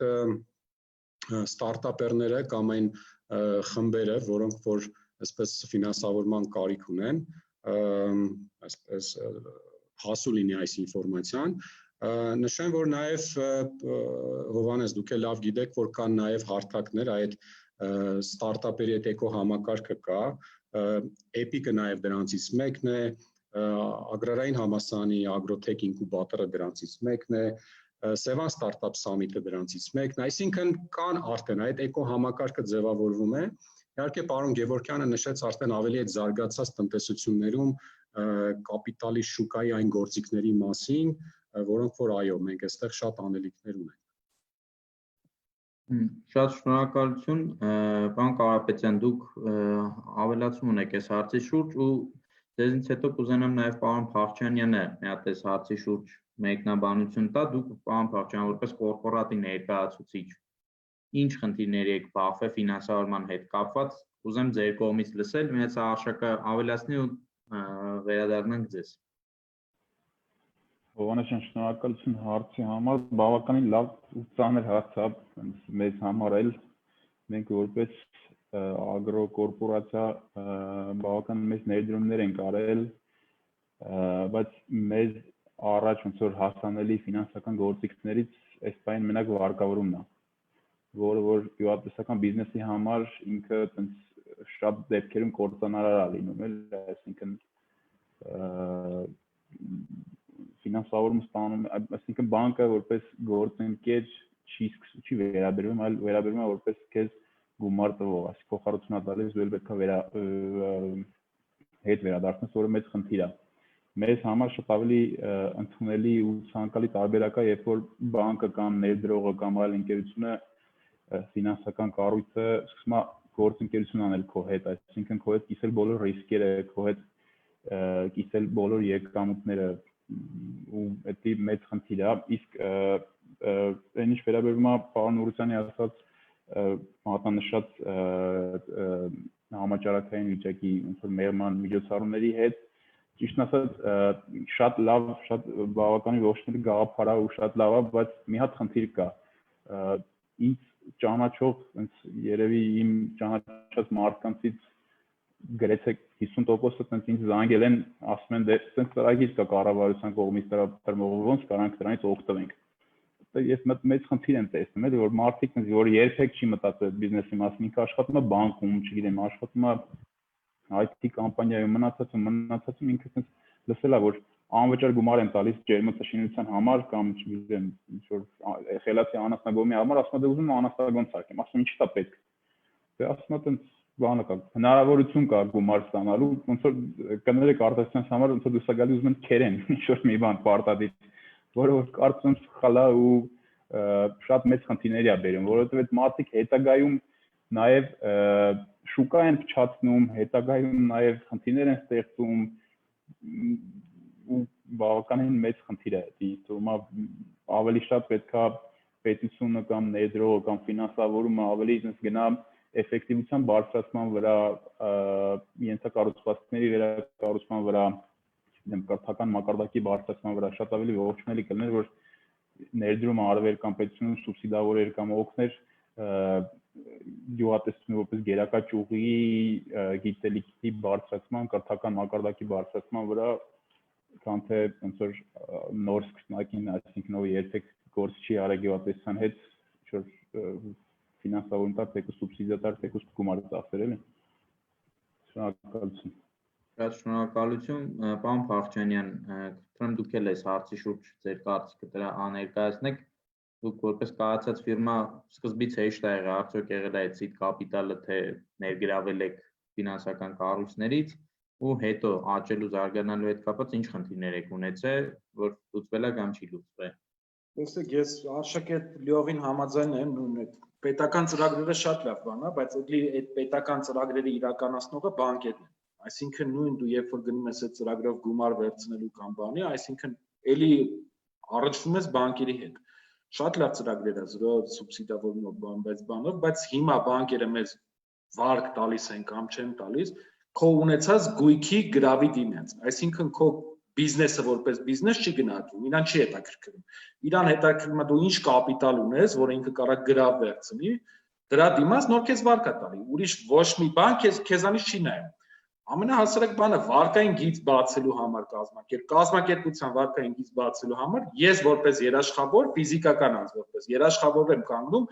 կազմակերպության բանի համար վարկային գծի համար 1 միլիոն դրամ վարկային գծի համար կազմակերպության ես որպես ֆիզիկական անձ կանգնում եմ երաշխավորով Իմ կարծիքով այդտեղ որոշակի փոփոխություններ պետք է լինի։ Ամենաառաջինը իսկ հասկանանք էլի, չնայած ես բանկերի տեսակետներն եմ հասկանում, որտեղ շատ ֆիրմաներ կան, որ ուղղակի ուռճացված թվեր են ներկայացնում, իրակայությանը չի համապատասխանում։ Խնդիրները ինձ թվում է գլոբալ է ավելի շատ, բայց պետք է ինչ-որ լուծումներ համընդհանուր լինի ու Արշակի ասած ավելի ճիշտ է, էլի մեզ պետք է ինչ-որ տեխնոլոգիաների զարգացման վրա ավելի պետությունը կենտրոնանա, նույն հասարակ բան ասեմ, այսօրվա դրությամբ մենք չունենք լաբորատորիաներ հողի տերևների անալիզի ժամանակակից լաբորատորիաներ չունենք, որովհետև դուրս ուղարկում ես մի հատ հողի անալիզ, քեզ 7-ից 10 էջանոց բան է գալի։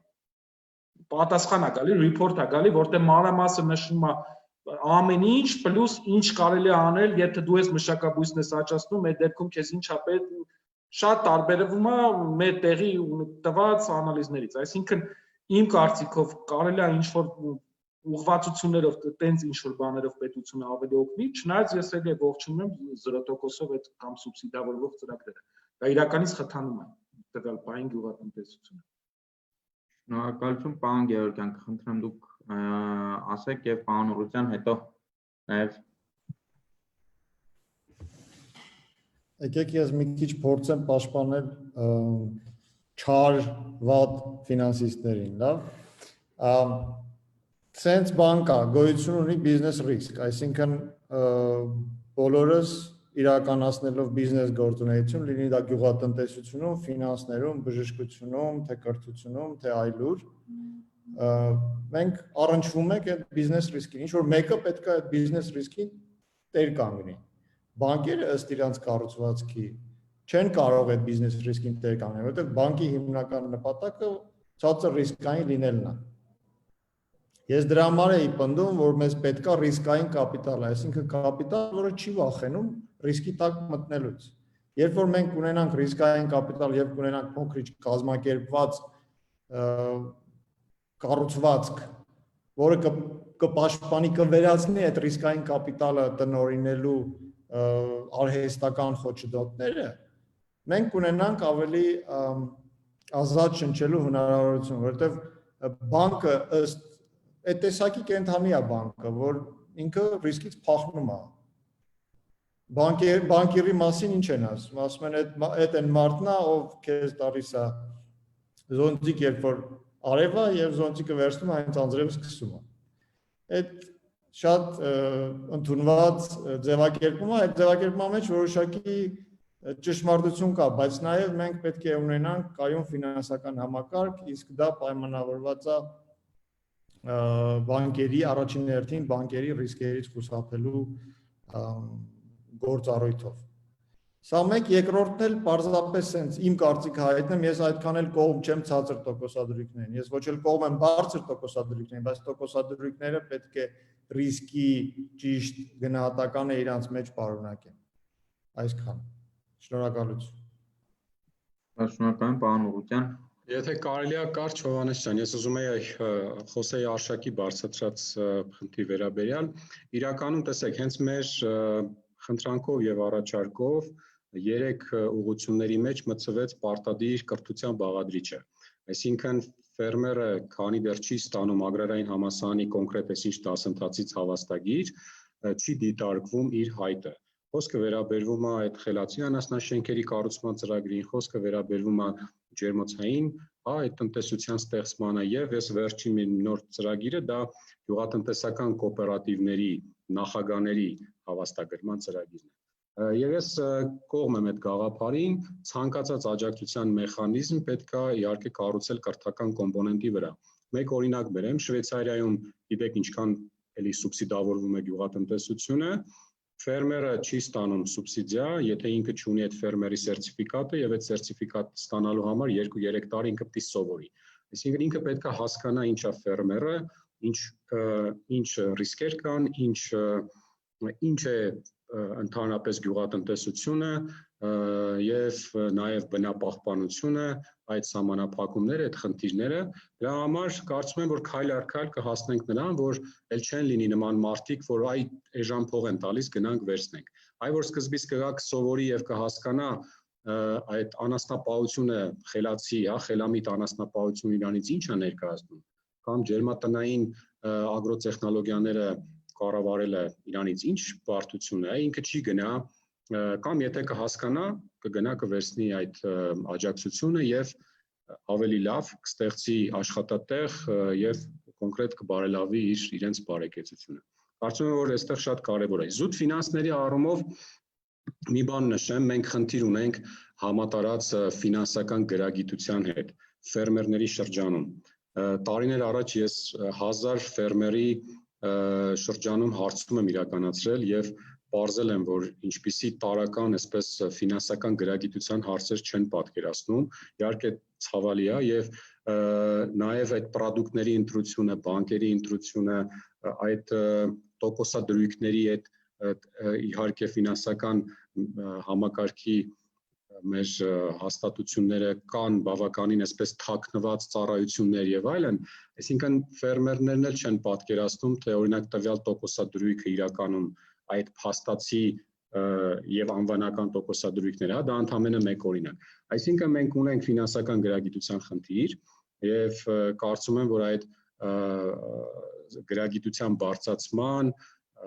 բիզնես պլանավորման, ծախսերի, եկամուտների պլանավորման տեսանկյունից էլի կրթական համակարգը, նաև խորհրդատվական համակարգը, այստեղ մեծ բաց ունենք ագրո խորհրդատվական, ագրո էքստենշնի գաղափարը, որը էլի բաց է մեր երկրում, սա այս ամեն ինչը բերում է այդ խնդիրներին։ Եթե նույն կարծում եմ, որ ագրարային համալսարանը նաև ագրո խորհրդատվության առումով մենք դերակատարություն ունենք եւ մենք պլանավորում ենք մեր տեսլականի մեջ, որ նաև ագրո խորհրդատվական կոմպոնենտը զարգացնենք եւ ի ուրախություն ինձ շատ են դիմում մարզերից դիմում են, որ մեր մասնագետները գնան ծանոթանան մարզերի խնդիրներին եւ մասնագիտական խորհրդատվություն տրամադրեն մարզերին եւ համայնքներին։ Կամաց կարծում եմ, որ դրանք էլ կդնենք այսպես լավ հիմքերի վրա եւ այսպես ինստիտուցիոնալ մակարդակում ագրո խորհրդատվական ծառայություններ կմատուցենք նաեւ համալսարանից։ Շատ շնորհակալություն։ Պարոն Փարչյան, խնդրեմ դուք ունեք ավելացում ու հետո մի հատ հարց ունեմ պարոն Դոլմաջյանի համար կապված տեխնոլոգիաների հետ կապված։ Մի բան էլ ավելացնեմ, մեզ պետք է որ ֆերմերը հասկանա իր վաճառվող ապրանքի ինքնարժեքը ինչքան է կազմում։ Մենք շատ լուրջ խնդիր ունենք այդտեղ, որովհետև մարդ չի հասկանում այդ տվյալ իր արտադրանքը իր վրա ինչ գնով է նստած, այսինքն ինքը ինչ գնով պետք է վաճառի, որ ինքը եկամուտ ստանա։ Այդ ամենամեծ բացն է իմ կարծիքով, որ մենք տվյալ պահին ունենք ֆերմերային տնտեսությունների մեջ։ Մարդիկ գաղափար չունեն այդ տարվա մեջ ինչ գումար են դրել, ինչ գումարով պիտի վաճառեն, որ ինչ եկամուտ են ուզում ակնկալում են ստանալ։ Իմ կարծիքով ամենաառաջին մեծ խնդիր ունենք դրա մեջ, այդ մարդկանց պետք է սովորացնել հաշվեն ինքնարժեք։ Մնացածը արդեն քիչ-քիչ ավելի կարանք աշխատենք, բայց իմ կարծիքով ամենակարևորը է ինքնարժեքը, որ այդ մարդը իմանա իր վաճառվելիք ապրանքի ինքնարժեքը ինչքան է։ Շատ շնորհակալություն, կարծում եմ մի հատ այս մտքերից հետո ինչ-որ on-line հարթակ ստեղծելու շատ արագ անհրաժեշտություն է առաջանում այդ ամեն ինչու մեջ ներառելով։ Ու ռասու տենց խոսք գնաց on-line հարթակից բացեցի, պարոն Դոլմաջյան, կուզեի դուք մի հարցի շուրջ խոսեիք, սա շատ խոսվեց, որ գյուղացիները այսինչ բանի հանդեպ պարոն Փարչյանն է ասաց, որ միշտ ոնց որ դեմ են, ինչ-որ նոր բաներ, ասում են դե հին ձևով կանենք, նորմալ է, լավ է, այս ձևը գիտենք, սենց է։ Ուզենայի մի հատ ներկայացնեիք տեխնոլոգիաների դերը, հիմա ինչքան մեծ է ագրո ոլորտում ու որպեսզի ամեն ինչ ավելի պարզ դիտարկելի լինի մարդկանց համար, ինչքանով տեղյակ եմ Intel-ի ՆՌ-ը հենց եգիպտացորենի մշակաբույսի հետ կապված ամենամեծ ցանկատարածությունները, որը մոնիտորինգի է ենթարկում, ուզենայի ասեիք ինչ փոփոխություն է եղել, երբ որ մարդիկ, չգիտեմ, Intel-ի ՆՌ-ի ծառայությունից օգտվել են, եթե կարողանաք նույնիսկ բանով ասել, չգիտեմ, օրինակ X դոլար ծախսել են ծառայությունից օգտվելու համար, X օգուտ են դրանով ստացել, որպեսզի մարդիկ հասկանան, որ այդ ծախսը անտեղի ծախս չէ, այլ իրականում կարող է հենց պատիկներով օգուտ բերի։ Շատ լավ։ Նախ ասեմ այդ relationship-ի մասին խոսենք, որ գյուղացիները ուզում են հին ձևով անեն կամ չեն ուզում փոխեն եւ այլն։ Այդ արկայա նույնիսկ միայն հայկական խնդիր չի եւ ասենք ռազմավարական քայլերից մեկը ինտերնետի դեպքում այն էր, որ ինտերնետի Ամերիկայի օֆիսը չլինի Սան Ֆրանցիսկոյում, այլ լինի, ասենք, Շամփեյնում կամ ինչ որ գյուղացիների մոտ։ Այդ արդեն ինչ շատ բան է փոխում։ Նաև մենք team member-ներ ունենք, որոնք ասենք մի քանի հաճախորդների հետ ամեն օր կապի մեջ են եղել։ Այսինքն այդ education component-ը հաստատ լինելու է, որ այսինքն պետք է համոզել հաճախորդին որոշ չափով, ոչ բոլորին, բայց ինչ որ մաս, որ օգտվես այս ծառայությունից կարող է քեզ օգուտ տա։ Այդ համոզումը պետք է անել,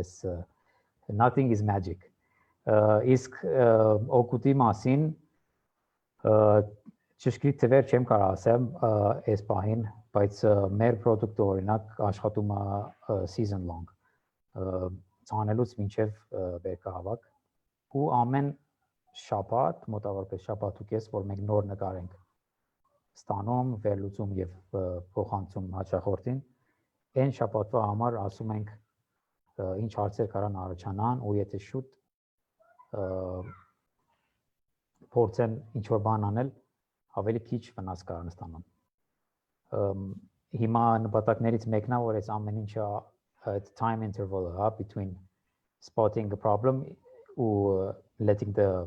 customer know, այդ պետք է նվազեցնել, դրա վրա ենք աշխատում։ Ու դրա համար արդեն եթե մտնենք անցնենք տեխնոլոգիաներին, deep learning, machine learning օգնելու է այս ամեն ինչի մեջ, time series analysis ոչ միայն geodata-ի կամ remote sensing data-ի հետ, այլ նաև ուրիշ մոդելներ սարքել, բան անել, որ կարողանանք ավելի շուտ տեսնել խնդիրները։ Այն ժամանակ ուզում եմ ասեմ ընթացքի մեջ է ու ինձ թվում է արդեն երևի 1 տարուց շատ լավ օգուտ կարող տանք preventive բանով բնույթով։ Շատ լավ, այստեղ մի հատ հարց ունեմ, ես իրականում ոնց որ երևի ոչ պաշտոնական բաներով ինտելիների ստեյ գովազդա անողներից մեկն եմ, տենց որ խոսում եմ, բայց մի հատ sense հարց ունեմ, այդ որ խոսում եմ, ասում են, հա, բայց իրանք ուր են, ասում եմ, դե Ամերիկայում են։ Հիմա մի հատ sense հարց, ինչի Հայաստանում չեք, թիմով չէ, էլի, որպես product, դե մոտավոր պատկերացնում ինչի չէ, բայց ինչ նախահանգարում կամ կա արդյոք մի հատ ձև, որ ասեք, եթե այս հարցը լուծվի, մյուս տարի խոստանում ենք ստեյ կարան գան։ Հա, լավ, ասեմ, արդեն երևի բոլորը AES-ին ճանաչում են ու ալը ինքը միշտ փորձում է, ուզում է որ Հայաստանում էլ ինչ-որ բան սկսենք, այս վերջին տարի ու կես աշխատում ենք դրա վրա ու այդ պարտադիր չի որ էլի նույն ձևով լինի, այսինքն crop intelligence, այսինքն գյուղատնտեսության հետ կարող է կապ ունենա, բայց լրիվ նույն product-ը չի լինի։ Ու այս խնդիրներից մեկը այն է, որ այս պահին ինտելիների vision-ը կամ objective-ը broad acre crop-ի վրա է, եգիպտացորեն նշեցիք, մյուսն էլ սոյան է։ Սրանք broad acre crop-եր են, այսինքն high value crop չեն, օրինակ ելակի նման կամ հատապտոների նման։ Ասենք միայն Ամերիկայում մենք խոսում ենք մոտավորապես 30 միլիոն հեկտարի մասին, միայն եգիպտացորենի համար։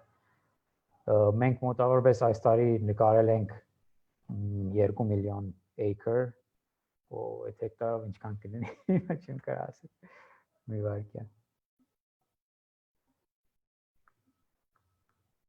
Մոտավորապես 800,000, հա, հեկտար նկարած ունենք։ Ուրեմն սա երևի խնդիրներից մեկն է, որ մենք broad acre-ի վրա ենք հիմա կենտրոնացել։ Նաև սկսել ենք անցած տարվանից կոֆեի ու անանասը ոնց է, արքայա խնձոր, հա։ Անանաս երևի։ Անանաս։ Դաշտեր ունենք։ Իսկ Հայաստանը I guess the classical answer is որ market-ը փոքր է եւ այլն, բայց դրա համար եմ ասում, եթե ինտերները Հայաստանում ինչ-որ բան գործ սկսի, պարտադիր չի որ նույնը լինի։ Ուղղակի ինտերները ունի մեծ փորձ ու մենք ուզում ենք այդ փորձով ինչ-որ բան արած լինենք կամ ստեղծենք Հայաստանում։ Շատ լավ, շատ շնորհակալություն, հուսով եմ ամեն ինչ կստացվի, վստահ եմ մեր գործընկերները ինչով կանան, ամեն ձև կօգնեն որ դա ստացվի։ Ու ստեղ մի հատ այս ամեն ինչից հետո մի հատ հարց ունեմ, ես քանի որ գալիս եմ սենց իմ վերջի 4-5 տարվա աշխատանքային փորձը կախված է ստարտափային աշխարհի հետ, ոնց որ ստարտափի դեպքում այս product-ը, ֆինանսները, ամեն ինչը ոչինչ է, եթե դու չես կարող, ասենք product market fit ունենաս, այսինքն վաճառք անես,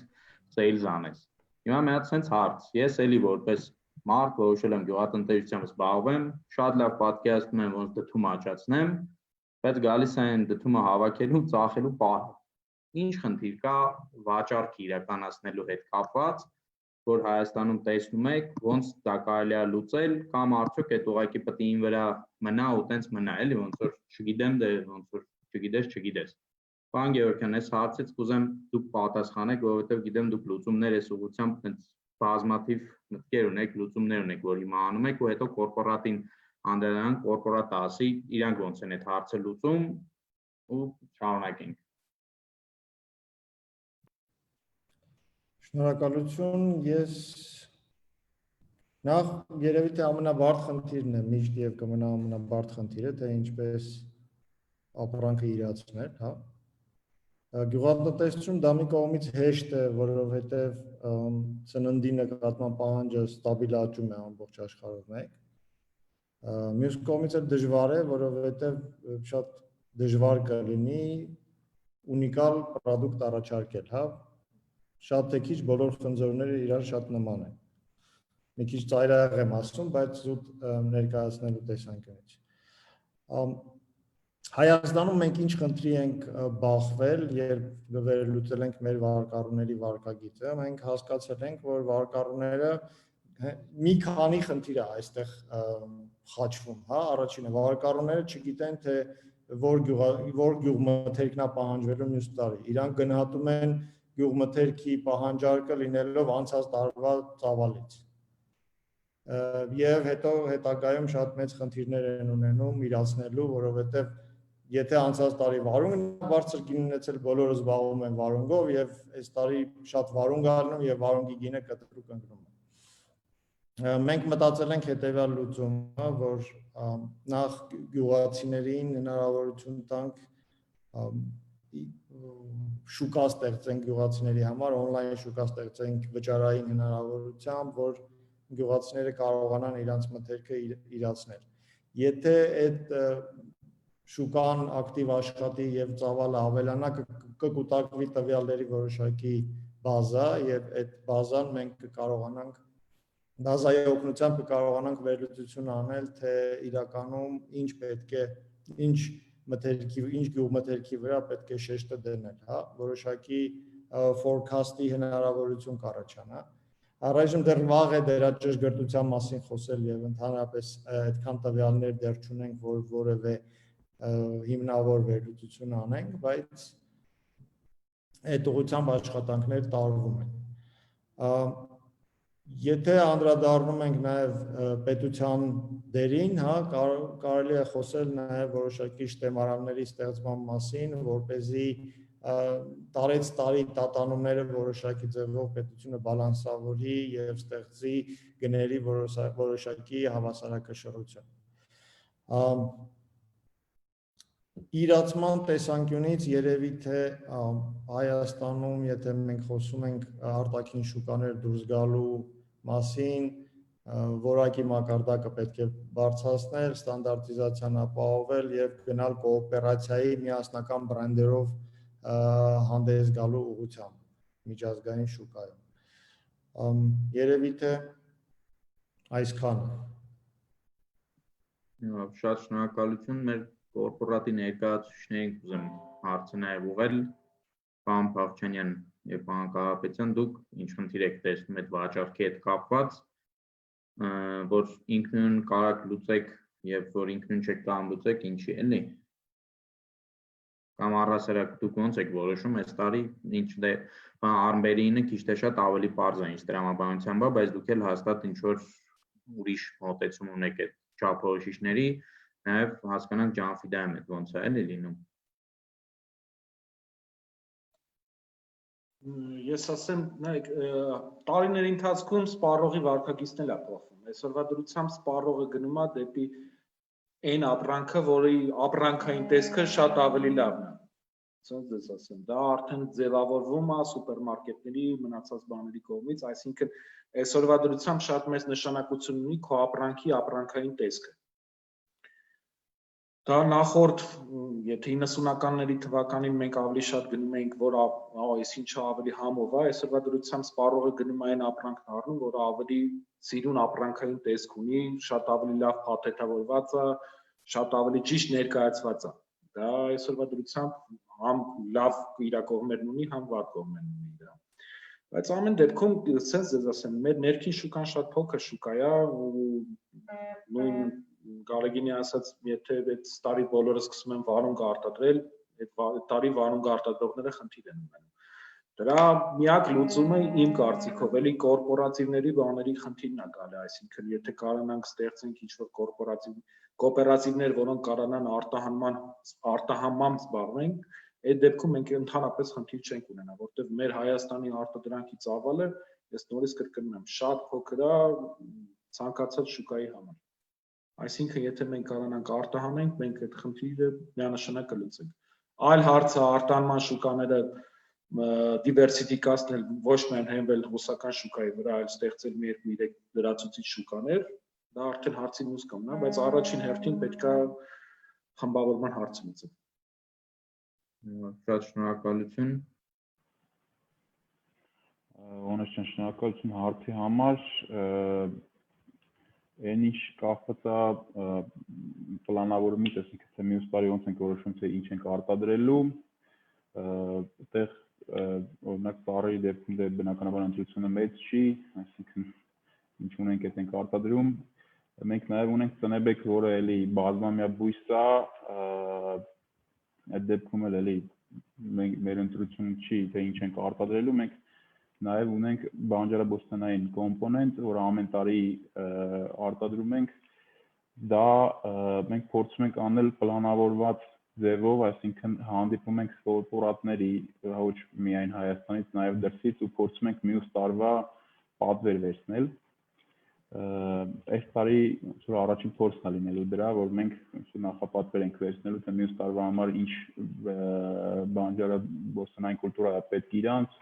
մոտարապես գին ենք ֆիքսելու անկախ շուկայից, այսինքն հիմնվելով պատմության վրա ու ըստ դրա աշխատել ենք, տեսնենք ոնց կստացվի, իմ կարծիքով ընկերությունների համար դա իդեալական տարբերակ է, եթե ստացվի, որովհետև եւ ծախսերի եւ եկամուտների տեսանկյունից հիմնականում կանխատեսելի է լինում, իսկ ինչ կախված է վաճառքի հետ կապված եւ վաճառքի խնդիրների մասով, մենք ունենք բավականին մեծ խնդիր կախված ապրանքի գնի հետ, քանի որ նույն Հայաստանի շուկան շատ փոքր է ու գյուղացիական ֆերմերային տնտեսությունները ունեն ֆինանսական գիտելիքների բաց, իրանք կարող է մի ապրանքը, որը իրանք վրա արժեցել է 2 անգամ ցանկ, վերեն շեշ շուկայում վաճառեն շատ էժան գնով եւ այդ դեպքում ինքնաբերաբար արդեն շուկայում գինը ընկնում է։ Մենք նման խնդիր ունեցանք ռուսական շուկայում տնեբեկ վաճառելուց, նույն տնեբեկը, այսինքն նույն ամերիկյան սորտը, նույն բարձրորակի տնեբեկը իսրայելականը վաճառվում էր 800 ռուբլի 1 կիլոգրամը, բելարուսականը վաճառվում էր 700 ռուբլի, իսկ հայկական չգիտես թե վաճառվում էր 500-550 ռուբլի, որովհետև որոշ արտադրողներ չեն կարողացել վաճառեն եւ թափելու փոխկամ արտադրող կամ ներմուծող եւ թափելու փոխարեն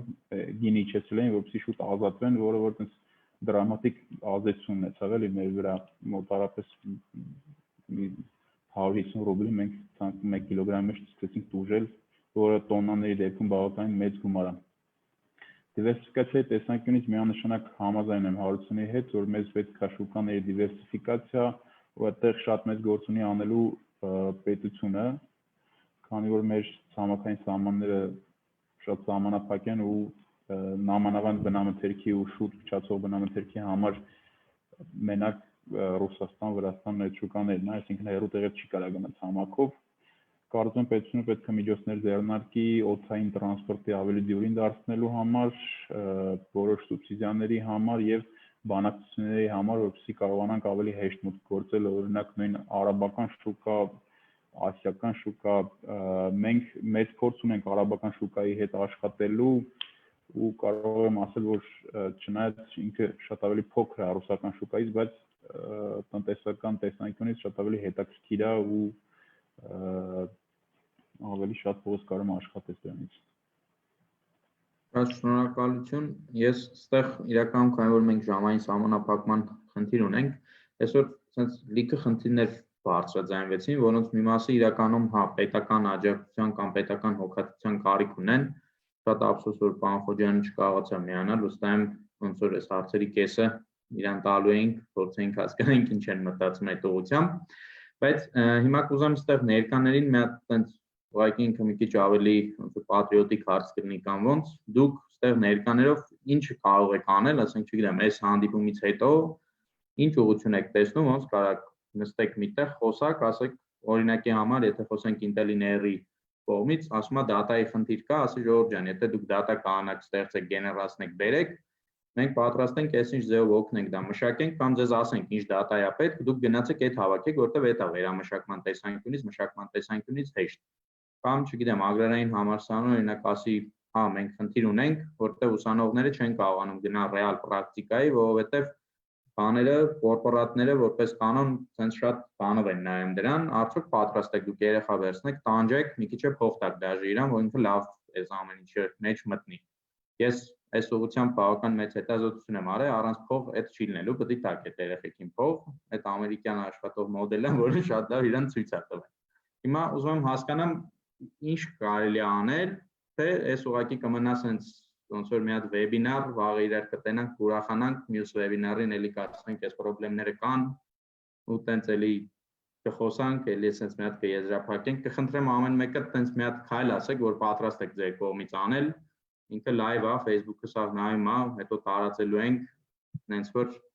տենց ինչ եք էլի պատրաստ անել այս ուղղությամբ, որ ինչ որ մի բան շտկվի, որտեղ այդ սաղից համար է էլի լավ, մեկի գործերը լավ գնաց, տենց սաղինս պետք է որ ավելի լավ լինի դրանից։ Սկսենք պարոն Օրության ձեզանից։ Այդ երեխեքին փող տալու պահը դուրս եկավ, Հովհաննես ջան։ Իրականում տեսեք, մենք ինչ կարող ենք անել։ Մենք ամենաառաջինը լինելու ենք բաց։ Մենք բաց ենք համագործակցության համար։ Մենք պատրաստակամ ենք լսել մեր գործընկերներին։ Եթե օրինակ Արշակը Հարությունը նշեցին այս բազմաթիվ խնդիրների մասին։ Այդ ամեն ինչը, թե ինչ պետք է օրինակ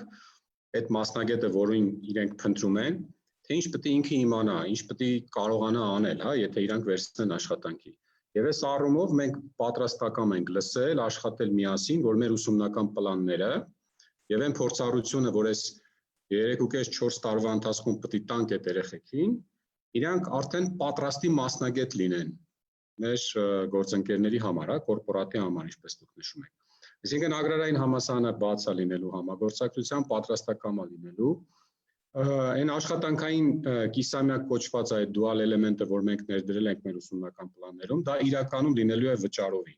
Այսինքն մենք աշխատելու ենք այն գործընկերների հետ, ովքեր պատրաստ են վճարելու մեր ուսանողներին որպես կրտսեր գործընկերների, որովհետև այստեղ մենք փոխելու ենք պրակտիկայի մշակույթը, փոխելու ենք այդ հոգեբանությունը, որ մենք ժամանակ չունենք այս երեխեքի վրա, իրենք մեր ժամանակից են տանում, մենք չենք կարող իրենցով զբաղվել, ոչ, մենք պետքա փոխենք այդ մտածելակերպը, որ սա մեր վաղվա ապագան է, եւ հետո մենք բողոքելու ենք, որ մասնագետ չկա։ Այ եթե մենք 3-4 կուրսից աշխատենք այ մեր ուսանողների վրա եւ իրենց տանք են հմտությունները պրակտիկ, որը որ մենք լսարաններում կամ մեր ուսումնափորձնական տնտեսություններում ժամանակի սղության պատճառով չենք կարողացել կամ այլ այսպես օբյեկտիվ խնդիրներով։ Դրա համար մենք պետք է իրոք Հովհաննեսը ճիշտ ասում, դա ամերիկյան մոդելն է, մենք ագրոբիզնեսի դպրոցում տարիներ շարունակ իրականացրել ենք եւ մեր պրակտիկանտները, հա, ուսանողները, ովքեր պրակտիկա են գնացել 2001 թվականից գումար են ստացել պրակտիկա անցնելու համար։ Հաջորդը մենք ինչ ենք ուզում անենք ագրոթեք ոլորտում, մենք նաև պլանավորում ենք նոր կրթական ծրագրեր, որովհետև ինչքան էլ խոսենք, տեսեք Արթուրը ասեց, այդ տվյալների խնդիրներ, տեխնոլոգիաներին, այսպես այդ capacity խնդիրներ կա, ապագայում մենք նաև այս ոլորտը ագրոթեք ոլորտը կառավարողների, մենեջերների, մասնագետների պակաս ենք ունենալ։ Այսօր բավականին շատ հետաքրքրություն կա այդ խելացի գյուղատնտեսության, ճշգրիտ գյուղատնտեսության, ուղղահայաց գյուղատնտեսության, արհեստական բանականությունը ինչպես օգտագործել գյուղատնտեսության մեջ, դրոնները ինչպես օգտագործել, որովհետև մեզ շատ հարցնում են, բայց մենք իրականում այդ մասնագետների պակասը ունենք, այդ բացը ունենք, եւ կարծում եմ, որ այստեղ նաեւ Intel-in Air-ի նման կազմակերպությունները պետք է մեր հետ միասին պատրաստենք այդ ապագայի մասնագետներին։ Եվ մենք պլանավորում ենք այսպես նոր master's degree ստեղծենք precision agriculture-ի մեջ, այսինքն ճշգրիտ գյուղատնտեսության մագիստրոսական ծրագիր, որը կպատրաստի այդ ապագայի ագրոթեք ոլորտի կառավարիչներին, ովքեր լիարժեք կտիրապետեն այդ ագրոտեխնոլոգիական լուծումներով ինչպես զարգացնել գյուղատնտեսությունը։ Էլ ինչ կարող ենք անել, Հովհաննես ջան, մենք կարող ենք կարճաժամկետ դասընթացներով, վերապատրաստման դասընթացներով, ագրոխորհրդատվությամբ, այսինքն պատրաստ ենք լինել ֆերմերի կողքին, համայնքի կողքին եւ անել այն մանդատը, այսինքն անել այն ինչ որ մանդատով տրված է ագրարային համալսարանի։ Այսինքն այստեղ այդպես խոստումների բան չի, այլ ընդամենը մենք պետք է անենք այն, ինչ մեր մանդատն է։ Շատ շնորհակալություն, պարոն Փախչյանյան։ Մենք հիմնադրման օրվանից համագործակցել ենք տարբեր կազմակերպությունների հետ, սկսած մենք նաև մեր համար շատ կարևոր է տեղի մեր արտադրողներին, ստարտափներին օգնել, կիսել, փորձարարական տարբեր ծրագրեր ենք իրականացրել, տարբեր հաջողություններ ենք ունեցել տեղական արտադրողների հետ, հիմա շատերի հետ համագործակցում ենք, պրոդուկտներ ենք ստացել։ Ֆերմերային տնտեսություններից բավականին շատ ֆերմերներ ենք ընդունել, փորձի փոխանակման առումով կիսվել ենք իրար հետ, ինչով կարացել ենք օգնել ենք, խորհրդատվություն ենք տվել, մեր սխալների մասին ենք ասել, որոնք մենք արդեն ավել ենք, որ իրանք էլ չկրկնեն այդ սխալները։ Այսինքն այդ ուղղությամբ աշխատել ենք, աշխատում ենք ու ելի շարունակելու ենք աշխատենք։ Հուսով եմ հետագայում ագրարային համալսարանի հետ մեր համագործակցությունները ավելի կսերտանան։ Նույն տեմպերով շարունակելու ենք ու փորձելու ենք հնարավորինս հայկական ստեղծված նորարարական տեխնոլոգիաները, արտադրանքները տարածենք։ Շատ շնորհակալություն, պարոն Գևորգյան, դուք ինչ կասեք, այս հիմա 4 այլ կառույց կա, ինչ կան իրանք անեն, որ ձեր գործերը ավելի լավ լինի։ Հիշում եմ այն հայտնի անեկդոտը, որ ասում է, ես էլ մյուս անալիզները կհանձնեմ։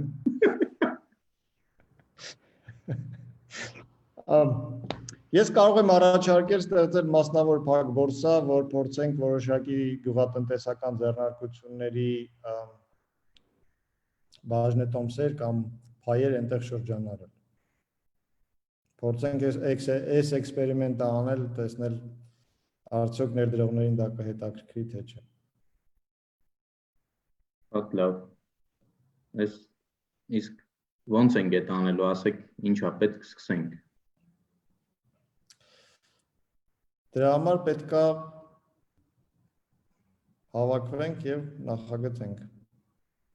Մի քանի գաղափար կա, շատ բարդ բան չենք անի, կանենք սկզբից պարզ եւ կհրավիրենք որոշակի ձեռնարկություններին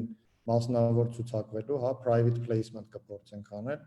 եւ կհրավիրենք որոշակի ինվեստորների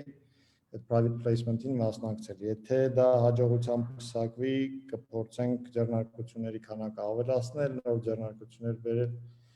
այդտեղ իհարկե օրենսդրության սահմանափակումներից ելնելով շատ ազատություն չենք ունենալու, բայց առաջին փոքր էքսպերիմենտը կփորձենք անել։ Շատ լավ։ Ես ասեք ինչով կարամ Երկու մասնավոր ընկերություն արդեն բերել եմ, հաշվեք։ Ես հենց այդ երկու մասնավոր ընկերության վրա լույս էի դրել։ Պարոն Կարապետյան։ Ես կարամ մերանից ասեմ, որ մենք ցանկացած խառը գործին կողմ ենք ու պատրաստ ենք մասնակցենք եւ պարոն Բուրուցյանի բարձրացրած եւ պարոն Գևորգյանի բարձրացրած հարցերին մենք պատրաստ ենք եւ ժամանակ եւ էներգիա եւ ռեսուրսներ տրամադրել, որպեսզի կարողանանք իրագործել դրանք։ Մենք մեր կողմից անընդհատ աշխատում ենք երիտասարդներին ներգրավելու, իրանց մոտիվացնելու, ավելի հետաքրքիր տեսանկյուններից ցույց տալու ագրո բիզնեսը։ Ես կարամ, չգիտեմ, թե մեզ բավականին շատ մարդ ոնց որ լսում, կարամ խոստանամ, որ ագրոբիզնեսը դա բավականին բարձր եկամտաբերության բիզնես է ու դրանով կարելի է հաջողել ու շատ մեծ փողեր աշխատել, բայց դրա համար պետք է քրտիկ եւ քրտինք թափելու ցանկություն։ Եթե այդ երկուսը ունեն, ես պատրաստ եմ կարանից գրեն, հանդիպենք, խոսանք, քննարկենք ու հասկանանք ոնց ենք կարողանում գնալ առաջ։ Շատ շնորհակալություն եւ պարոն Դոլմանյան։ Ասեմ, որ այն մի քանի ամիս առաջ, որ Agrarian համալսարանում այդ how to build the products talk-ն էի տվել, կամ այդ pitch event-ից հետո ինձ զանգել են մարդիկ խորհրդի համար, նույնիսկ գործընկերներից եմ լսել, որ մեր օֆիս գալու ցանկություն են հայտնել։ Այնպես որ այդ ընթացքի մեջ է, ինժեները միշտ պատրաստ է, օֆիսը մեր բաց է, ով ուզում է կարող է։ Մեր յուրահատուկ են բանը, որով կարանք կիսվենք են business know-how-ն է, այսպես ասեմ, որովհետև STEM տեխնոլոգիները Հայաստանում ուզում ենք զարգացնենք, բայց ինչպես քիչ առաջ նշեցինք, որ միայն STEM-ով չի վերջանում ամեն ինչ, ու ինժեներները երևի այդ լավ օրինակներից է, որ այդ հայկական engineering mindset-ը կարողացել է կապի ինչ-որ ուրիշ ոլորտի հետ եւ ինչ-որ product ստեղծել։ Այդ է իմ կարծիքով կարևոր մասը, դրա մասին կարանք խոսանք, idea validation, եթե մարդիկ ուզում են ինչ-որ բան սկսեն Հայաստանի շուկայի համար կամ դրսի շուկայի համար, opportunity-ները շատ են, կան ինչ-որ idea-ներ, որոնք միանգամից հնարավոր է infinitely scalable լինեն, ու կան որոնք ասենք okay է, որ ասենք Հայաստանի շուկայի համար է նախատեսված, այդ լրիվ okay է, idea validation կամ ինչ էմբլություններ պետք է մարդ ձեռք բերի, որ այս ոլորտի մեջ կարողանա աշխատի, պատրաստ ենք օգնել այդ ամեն ինչով։ Շատ շնորհակալություն, ինձ իրականում ձեր talk-ից հետո այդ ինկուբատորի ընթացքում ինձ լիքը մարդ է մոտիկացել, տենց ահավոր ուրախել այդ երևի տենց ամենալավ talk-երից մեկն է, որ սաղի դուրը եկել է, տենց որ վստահ եմ այդ ահագին ձեզ կարող դաժե նադել է։ Պարոն Ռուտյան, Ես կուզեի ասեի, թե Արթուրենք ինչ կարող են անել Հայաստանի համար։ Գոնե Հայաստանը նկարեք, Արթուր ջան, geospatial love data արեք Հայաստանի համար եւ ձեր Ամերիկայի ագրոնոմները թող մեր ագրոնոմների հետ աշխատեն եւ փորձենք այսպես զոնավորել, թե որ զոնայում ինչ կարող ենք աճացնել։ Դա կլներ